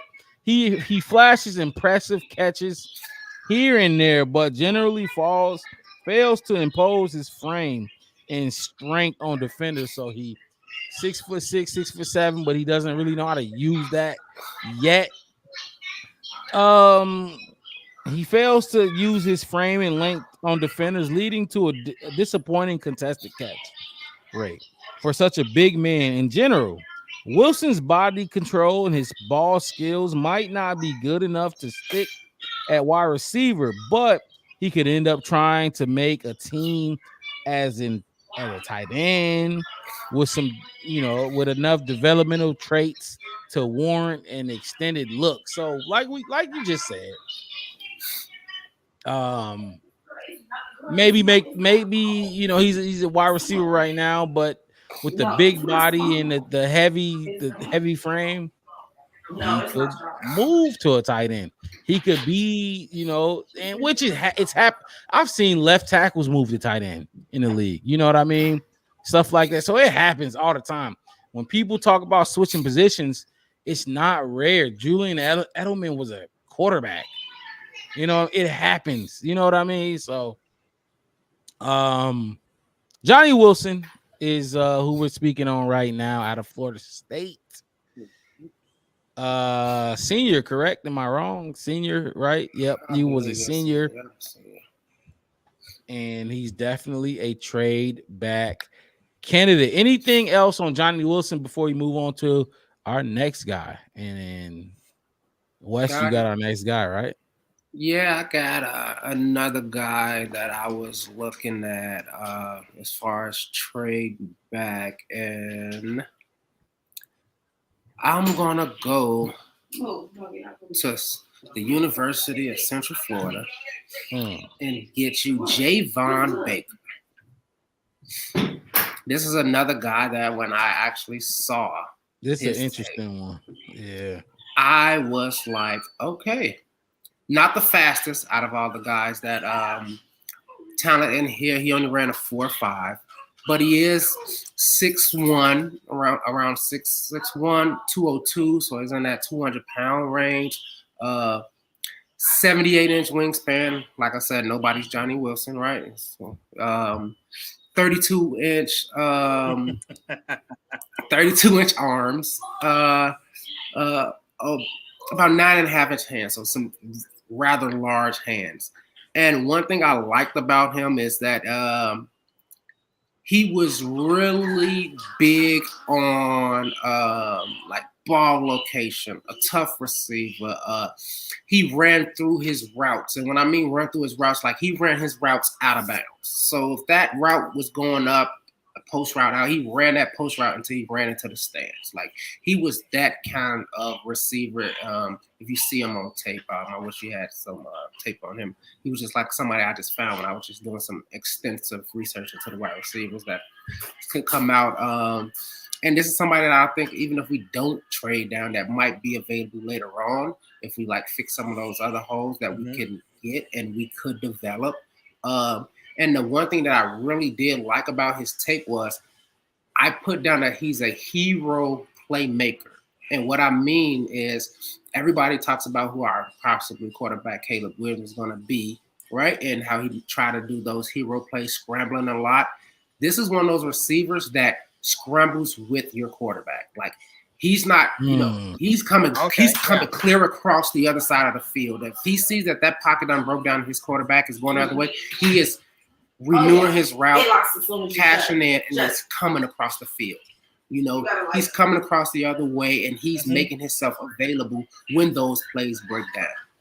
And like I said, when I saw it, I wasn't even thinking of a trade down. I was thinking of a more, he might be what we need to do with our third pick to reassure that, that wide receiver room in the sense of he can kind of do it all. I mean, I'm pretty sure he has some refining to do, but that's what I really like about him. Is he's more like I said about I think it was Rome. Like he's realistically what we would get at 9 if we go wide receiver. If we go third pick, I think Baker is going to be that realistic person that might drop down to us on our third pick. And like I said, I think he will fit nicely in what we have. We don't have to worry about saying, oh, but we got DJ Moore, oh, but we got Keenan Allen, we got Dante Pettis and Tyler Scott and all those kind of guys. I like the fact that when the going gets tough, and it goes back to that question that we were talking about, quarterbacks and receivers, who's going to make it, he's going to be one of those players that make a mediocre quarterback look really, really good because he's going to make himself available at all times. If he don't beat you in that route, if that plays starts to break down, he's going to go find that next spot on the field, and it's like he's catering to that quarterback. Like, oh, I see where he's at right now, and I see a spot over here. It may not be the 7 yards I'm supposed to go out, but I'm going to go down to that 4th yard line, get that ball, and turn around and get that yak because that's what's needed. And that's what really, I put 2 stars next to him because I really, really liked his tape. Javon Baker, look, 6'1", 202. He had a 37-inch vertical jump. I think that's he's a slot. He's a slot guy. He ran a 4.5 40. Like you said, I think you said that, right? Yeah. He not one of our faster receivers, not one of our taller guys. He's a slot guy for sure. He don't jump the highest. This is what the NFL got on Javon Baker, former Alabama signee. He has good size, good skill level. Excuse me. Finally saw his production spike once he transferred to UCF. Baker looks the part, and his tape will keep growing the longer he runs. So his play was very natural, instinctive in 2023 because like 2023 was his breakout year. He made quality plays on the ball in game and after game. He hang on a second. He uses his speed, change and route leverage to create separation. He's at his best when he's working the second and third levels of the field from either inside or the outside. So he's a intermediate to medium route guy. His ball skills are NFL caliber. His ball skills are ready for the NFL, but the hands will lose focus sometimes. Baker has the traits and skill levels as an NFL wide receiver and should fight for an eventual shot at a wide receiver 3, which we need, and a wide receiver 4 position. His NFL comparison is Joshua Palmer. I think he plays for Chargers, right? Yeah, possibly. Yeah. But I forgot. I forgot to give a stat. Go ahead. And this is here go, and this is the bottom. Then we definitely need the numbers on. 52 receptions, not a lot. That's pretty much half of Rome's, right? 1,139 yards on 52 catches. 7 touchdowns. 52 catches. 7 touchdowns. Like I said, not a lot. Averaging 21.9. That's 22 yards per catch. He averages 22 yards per catch. That kind of fits into that intermediate to medium range, like kind of wide receiver there. And I feel like that would be good to have. A guy who's kind of looking to get into that wide receiver 3 spot. Because I think we need a wide receiver 3. I could look up Tyler Scott measurables, but do we need to? No, he's little. He's fast. I don't think he is big. I think he's maybe he's 5'11", possibly. Yeah, something like that. Maybe 190 at the heaviest. We brought him in to be a speedster. Mm-hmm. He's not our number 3. Just think of it. Okay, when we talk about number 3, Wide receivers, just think. Go around the league, and when I talk about I think of the Bengals, the Cincinnati Bengals. Tyler Boyd or Jamar Chase, T. Higgins, which I don't know if they traded him yet, but he's looking to be traded. Haven't And yet, Tyler but Boyd he wants to. right, and Tyler Boyd. So those are your guys. Tyler Scott is littler. He may be faster than T. Higgins, but I think we all would love T. Higgins over fucking Tyler Scott right now. So yeah. I mean, you're looking at your number 3. We're trying to build this wide receiver room that is interchangeable just in case DJ Moore goes down. Keenan Allen played 13 games out of 17 last year. So, you're going to need to have guys that can come in and fill the place of these stars and just be for one game, maybe 2 games, 3 games. Nothing major. Just let these dudes heal up a little bit and let DJ Moore get back on the field. Let Keenan Allen get back on the field. Keenan Allen is 31 right now. I think he'll be playing at 32. So that's what when I look at these later round draft picks, I look at that. The ability for them to come in and be a relief for the dogs that we got that's going to be starting this season, which I think our top 2 guys rival any organization in the NFL. Give me DJ Moore and Keenan Allen. You can't name a better duo to me. I mean, what? Jamar Chase and T. Higgins, but T. Higgins probably gone. Right. So Addison and Justin Jefferson, they're pretty good. They're pretty good. I can't even dog them too much, but you need that third receiver to be there if he needs to step into a number 2 receiver or be the number 1 guy because DJ Moore went down. You know what I mean? So Devon Baker is the guy we just spoke about out of UCF. I'm pretty sure it's pronounced Javon. Javon. Yeah. Wait. Say that one more time. I believe it's pronounced Javon Baker. Because when I read it. What you mean ain't no Y in that? Because I don't know how you get Javon out of that without a Y. I said Javon. I know, but it's pronounced Javon. You're saying J without a Y. Okay. Without a Y, yeah, like J without having a Y in that Javon. For sure. Yeah, we don't want to disrespect nobody's name. They mama's name. No, of course. Yeah, and that's why I try I try to have you you say the shit first, and let me see how you say it. And I'm gonna come in behind you, and I'm gonna try to clean up the edges or whatever. Yeah, we respect all draft prospects. We respect all players, and we gonna tell you if you suck, you suck. If you good, you good. And you know what I mean? It comes with the territory. Do we got any? Go ahead.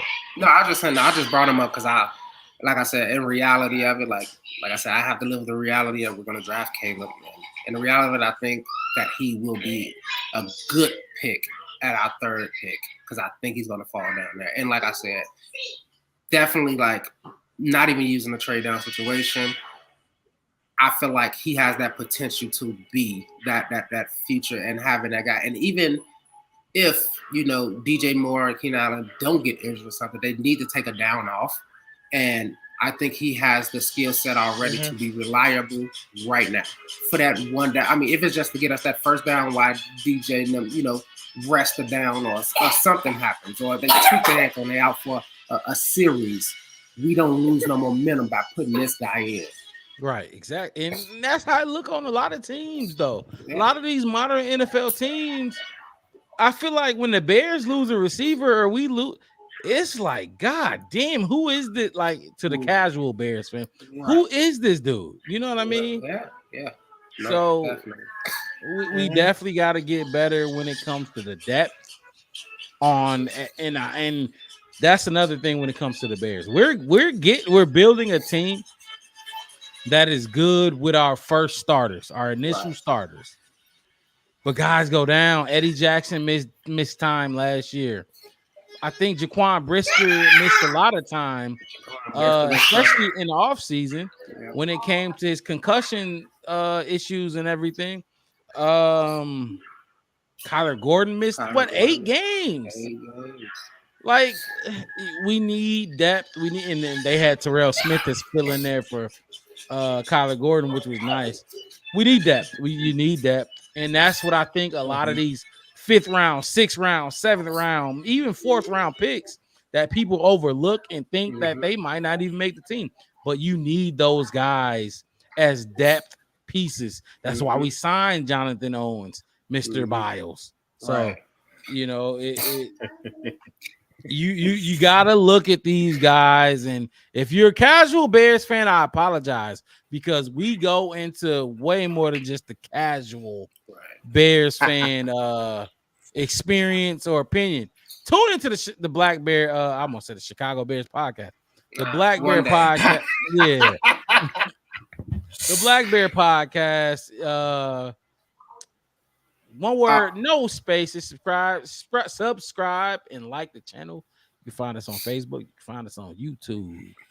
Hit that like button if you're watching right now. I mean, we got some people in the chat right now. Y'all ain't hitting that like button, but that's okay, because we gonna, continue to speak our mind and hopefully have a open discussion every Saturday. You can catch the Black Bear Podcast crew. My guy Devin, my guy Wes. You can catch us in here talking anything and everything Chicago Bears, recapping the previous week in full. If you just tuning in, we talked about Ryan Poles, speaking on Justin. We talked about Caleb Williams. We talked about the NFL rule changes. Yeah, the rule changes. The kickoff rule, the hip drop tackle. Last week we dove into the Caleb Williams rookie year expectations, best and worst case scenario. We talked about what position? The D-line prospects. We talked about them last year. Yeah. See, look, it's so much content that we bring to y'all, so much research and so much effort that goes into bringing y'all these episodes every week, and we're gonna continue to do that for y'all. Do we got another wide receiver that we need to cover? I mean, I don't have any more. If you got them, put them up there. Like I said, look, I got 2 more that I just want to talk. Let's go. 2 more I can just talk speed to. I know a lot of people is high up on I ain't heard one of them yet. Ladd McConnelly. Exactly. A lot of people's hype on him.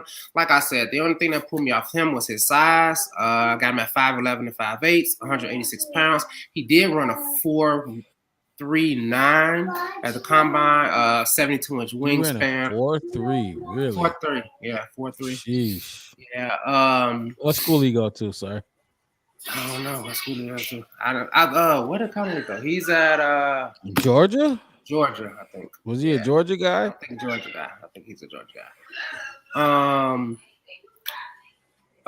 Wingspan only 30 inches and 2/8, hands 8 and 5/8. So like I said, after hearing that physical stats, I'm like, this is a smaller guy. Like you said, slot-ish kind of guy, you know what I mean? And for us at 9, I'm not really high on them. Like I said, I live in Arizona. The Cardinals are pretty high up on this guy. They kind of want to get him in. That's really they down him. Mike Mnuchin them down here is really big on trying to get him in because he can get, what I did like about him is that you've seen a lot of support in his other wide receivers as far as when one of his teammates catch the ball, he's out there blocking. He wears 84, so you might have thought he was a tight end, but he wasn't. He was out there blocking in that secondary after one of his teammates caught a ball or the running back was coming out that backfield, and he blocked really, really well. Like I said, we're talking about filling that third receiver spot. So we're talking about that. Oh, what was that? Yeah, and I was just so we're talking about that guy that can come in and give these guys a breather, whether they hurt or they tired.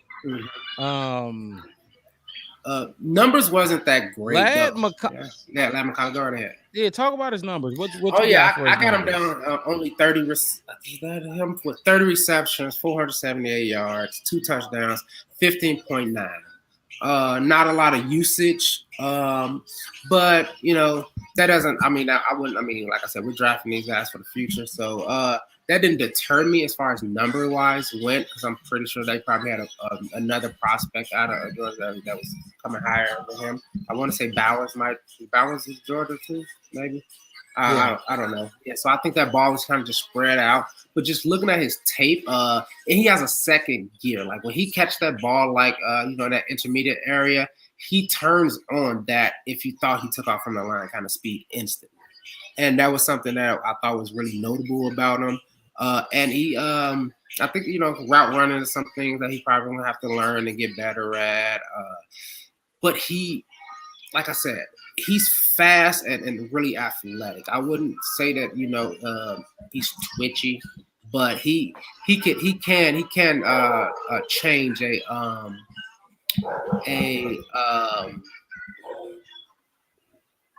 defender's hips, and that's really big on being able to get open. When you get up, 5-7. And I'm gonna put this up there. I'm gonna put this up there right now. We'll see how strict the NFL draft or the NFL is on looking at these guys combine. But look at him. That's Lad McConkey right there. Let's see if we can get it to get the shit off. But that's him running his 40.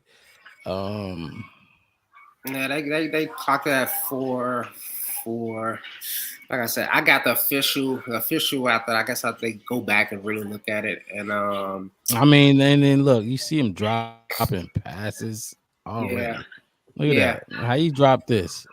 What you drop it for? Why? That's hands. Yeah. And like I said, you see him. Yeah.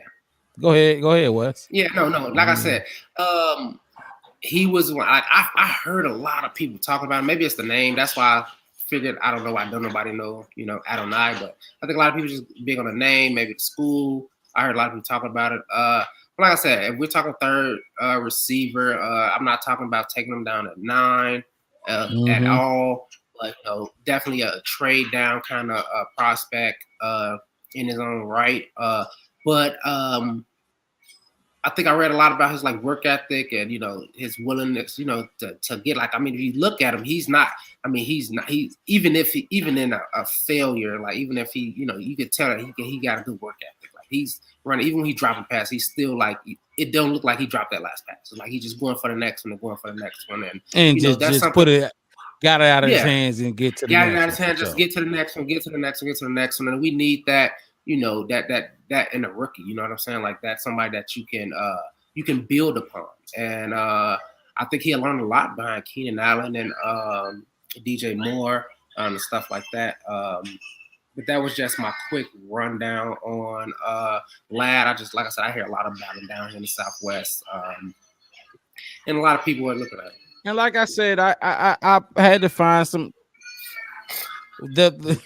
Look, I'm telling you, the NFL be stingy with their content, so they may hit me up and let me know I got to take that down. So if I got to take that down, I will take that down. But hey, Lad McConkey, look, I saw some lists. He was top 5 for some of these dudes. Yeah, some of these guys, he was top 5. He was well above Roman Wilson. And that's just from what I was looking at. Yeah, he was well above Roman Wilson. So like I said, I've seen a lot of people put him up there, which I'm okay with. I'm not knocking a guy or anything like that. Just one of my favorite prospects. I was looking at these wide receivers, and then that's all I got on him. I don't know if Devin wanted to just speak on him, if you know a little bit about him. I don't really have anything on him. He said, nah. He wasn't really somebody that was really on my radar. So, yeah, right, and that's fine because, like you said, 4.5. He ran a 4.5. He had a 37 vertical inch. Oh no, this is not him. All right, well, kind of deleted him off my screen. I was gonna go through his NFL combine. You know, I like to look and see what the NFL thinks about him. But I got it coming up right now. Lad McConkey. What a name, McConkey. 6 feet, 186 pounds. His vertical jump was a 36 inches, so probably the shortest we've had on his. I know we all saw the movie. White Man Can't Jump, and he had a vertical jump of 36 inches. 40. His 40 time was one of the fastest, tied for the fastest that we had on this list. 4.3 40 time, which is crazy. It's up there with Malik Nabers. Yeah. The NFL had this to say about Lad McConkey. If pass rushers have rush plans, McConkey has route plans. That allows him to uncover on all 3 levels. That's short route, medium route, and deep route. His pace and rhythm makes cornerbacks more reactive than proactive. He has the footwork and body control to snap off crisp breaks and open windows for his quarterback's best friend. He can manipulate coverage with an advanced feel for leverage and has enough top end speed to get past cornerbacks who are non-believers. That's that 4.3 speed we were just talking about. He can burn past any NFL cornerback with that 4.3. Just letting y'all know that right now. He might not be sudden enough to beat press and will need to prove, he has the ability to play strong enough to finish contested catches against tight coverage. McConkey's 2023 injuries might have slowed the draft prospect down.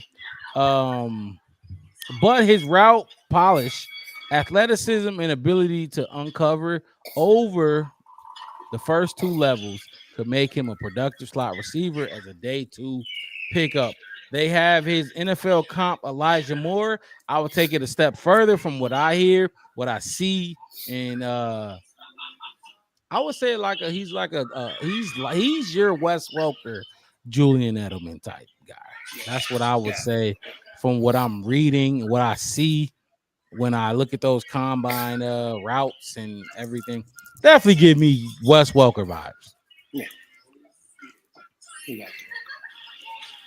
That will take us to our next and last, correct? This is our last. Yeah, this is the last. I mean, as Bears fans and as we want to buy into our team, I thought it would not do us justice not to bring up Brendan Rice. If Brendan Rice. If we're gonna take Caleb, how are we not talking about possibly getting Brendan Rice later on in this draft? I mean, nobody is really talking about him, other than that he's Caleb Williams' receiver. You know, and like I said, we gave Caleb the big ups on, you know, doing a pro day, and he kept talking about he wants to do right by his teammates and his friends, and I think this is something that the Bears should even consider if we want to really kind of give him good graces with Caleb Williams and show him that we want him to be the future, and if we want him to be our franchise quarterback, and that's what we expect, why not give our franchise quarterback his franchise favorite receiver for the future? And like we said, we talk about Keenan Allen's age and all that kind of stuff. So I got Brendan Rice, and I got him at 6'2" 3/8, 208 pounds. Okay, big body. 4'5", which is that's fast, but you know it's not the fastest that we've talked about today. But as far as size, like I said, 70-inch wingspan. He got 33-inch arms, which I think is one of the biggest that I've had on my list. I want to say yes. So he has the biggest arms and one of the biggest size hands in 9 5/8 inches. So like I said, a big receiver. Not really a speed threat, but I think he would produce well on the outside. I think last year's stats, I got him pulled up here. 45 receptions for 791 yards, 12 touchdowns. with an average of 17.6, which is pretty darn good. And this is one of those kind of days where I bring up, if we don't draft, trade back that 9th pick, this is somebody that might fall later on that next day or, something like that. And we can kind of move up and manipulate around to get and to entice our franchise quarterback to say, hey, we got you some security. We got you somebody that we know you like. If you know what I'm saying, you're not really vibing with Keenan and DJ, we know you're gonna vibe with. He better vibe with Keenan and DJ. If he don't vibe with Keenan and DJ, he's the issue. which can be said, but like I said, what if like I said, you said it. We got one of the best duos in the NFL right now, and everybody else know it. I don't care what anybody want to say, but that's what everybody else know. And just to have like, hey, look, we got you a little extra security in case those guys don't, get open or whatever, or they get double teamed and they're playing to that strength. This is somebody we know you trust. Somebody we know you're going to at least look at. You're not going to forget about him, especially whenever he's on the field. You're going to know your homie is over there. Your homie is right there on that side. You're going to check down and look down. And then I think it brings a scheme of a lot of people going to be like, hey, that's Caleb's favorite receiver anyway. And they're going to think that he's going to want to throw to him probably more anyway, which can, like I said, college team, that will open it up for them. And like I said, I put him on my list because a lot of people's not high on him. Somebody we can probably get without making a lot of effort to go get. For sure. And like I said, it just makes sense if he's available when we're on the clock to have both of them hold those Bears jerseys up on draft day. I think it would, Post talk about, being empathetic in his interviews and doing right by players. And I think this will be something that will shine more light onto that. And like I said, make more players want to come play for us, make the team better. And like I said, make us successful in the future, if not immediate impact. And I think he can have an immediate impact. And like I said, Tyler Scott will have to, step his game up which I don't think we have V-list after that. But oh my gosh, hope not. So yeah, that's just my take on Brandon Rice. Brandon Rice, like you said, out of USC, he's a senior, 6'2", 208. Just like you said, he ran a 4.5 40, 36.5 inch vertical jump. I like to look at the vertical jump when we talk about these receivers. How high can you jump? This is what the NFL has to say about him. The bloodlines don't get much better than Jerry Rice. So Brandon Rice might have a head start on the rest of the field. I don't know about that one. He's big and he plays a physical brand of football. When cornerbacks want to fight over space, he usually wins. He lacks sudden feet, so beating press cleanly and separating on short routes could be challenging as an NFL receiver. Brandon Rice possesses good build-up and speed to create deep ball opportunities once his ball skills are added to the equation. Brandon Rice catches with quick, strong hands and good extension to help with frequent contested catches, as well as boxing out cornerbacks. There are some limitations at play, but he has enough check marks to project as an early backup with some upward mobility that can help any NFL team. You see what the NFL says. They say project as an early backup. So they don't even got like most guys on this list that we talked about. They had them, at least wide receiver 1, 2, 3. Brandon Rice could possibly be one of those guys, but it's gonna be an uphill battle based on just he's raw. He's a raw talent. His NFL comparison is Nick Westbrook. Ekine. I'm guessing I'm pronouncing that name right, but that's his NFL. You say what? I said I can't help you with that one. Yeah, that's his NFL. His NFL comparison. So that is up. That's the last guy we got on this list, correct? Yeah, that's the last guy. That's the last guy I got on. And I thought, we had to do justice and bring him up. Like I say, he's a senior. He's coming out. He's gonna go somewhere. Who is that? Brendan Rice. I'm just saying, like as we're picking Caleb, I think as a Bears fan and the Bears organization, somebody that we spent a lot of time around Caleb. I'm pretty sure he was probably at the dinner. Who knows? Oh yeah, most definitely. You know what I mean? Like, and I think that's like I said, those last couple guys I brought up, besides Ladd, I think are realistic. And us doing exactly what you said, Mark, as far as taking our generational quarterback, our future franchise quarterback, and still getting that franchise defensive lineman or whatever, and still making money on picking up one of, like I said, the Brandon Rice, the Javon Baker, or the Adonai Mitchell. Those guys are something that I can think no work needed, something that's realistic, but would put us in talk about putting us in a great position as far as building for the future and building through the draft. Like we spoke about earlier on in the podcast about how, the Bears don't have the tendency to, keep the people they draft, Yeah. We don't. And we need to start making that a part of our culture. And I think, Brendan Rice would be that thing if we're going to, if Caleb is our guy, bring in one of his favorite guys, one of his friends, somebody that can, even be in the locker room. Like Devin was saying about having a wide receiver drafted with Caleb Williams, somebody who can experience that rookie year, that rookie experience, because we know they're going to treat them like rookies. And who's better than to have somebody he went to school with? They can go through the ups and downs, the pains, the grinds, and it might even be a positive a positive voice in the locker room for him to say, hey, look, Caleb, maybe you need to do this. I hear what they're saying. Or, somebody that he trusts as well and is in the room with him. He don't have to worry about if it's just, people speaking on something that they don't know about. But, right. Somebody he knows. Somebody he knows, somebody's close to, somebody he trusts, and somebody's in that locker room with him like, hey, it is what it is, come win, lose, or draw, and somebody that can even pick him up or help the other team pick Caleb up, or show how to get the best out of Caleb. Because with him on his team, we saw the best out of Caleb. So I think that would be interesting pickup. I think it's really realistic. I think it's something that we could be looking at, come late April, and I wouldn't be surprised if we got that. I think it's like the 3rd round pick if we go get him.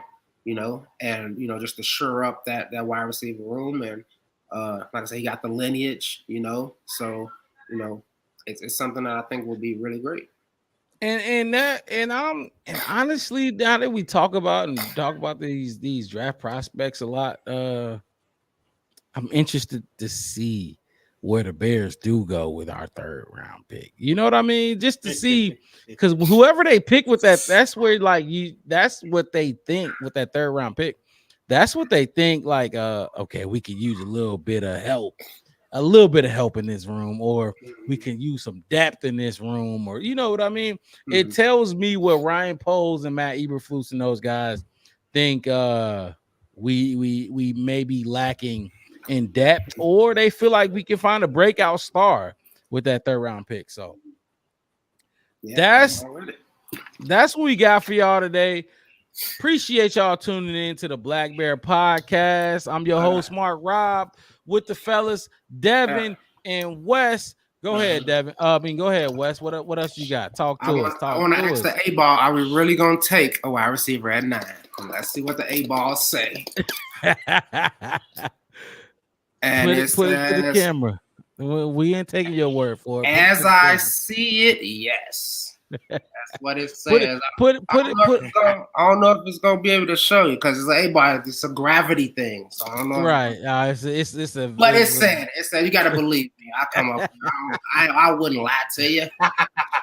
I wouldn't lie to you. A-ball might be wrong, but I ain't wrong. But we ain't wrong. Hey, we ain't wrong. A-ball might be wrong. We gonna be back to y'all next week Saturday. We go live every Saturday. Just recapping the Chicago Bears week in total, and then giving our own opinions on just what we think for the future of this Chicago Bears franchise. We go live after every game and before every game for a pregame and post-game show. Appreciate y'all tuning in again.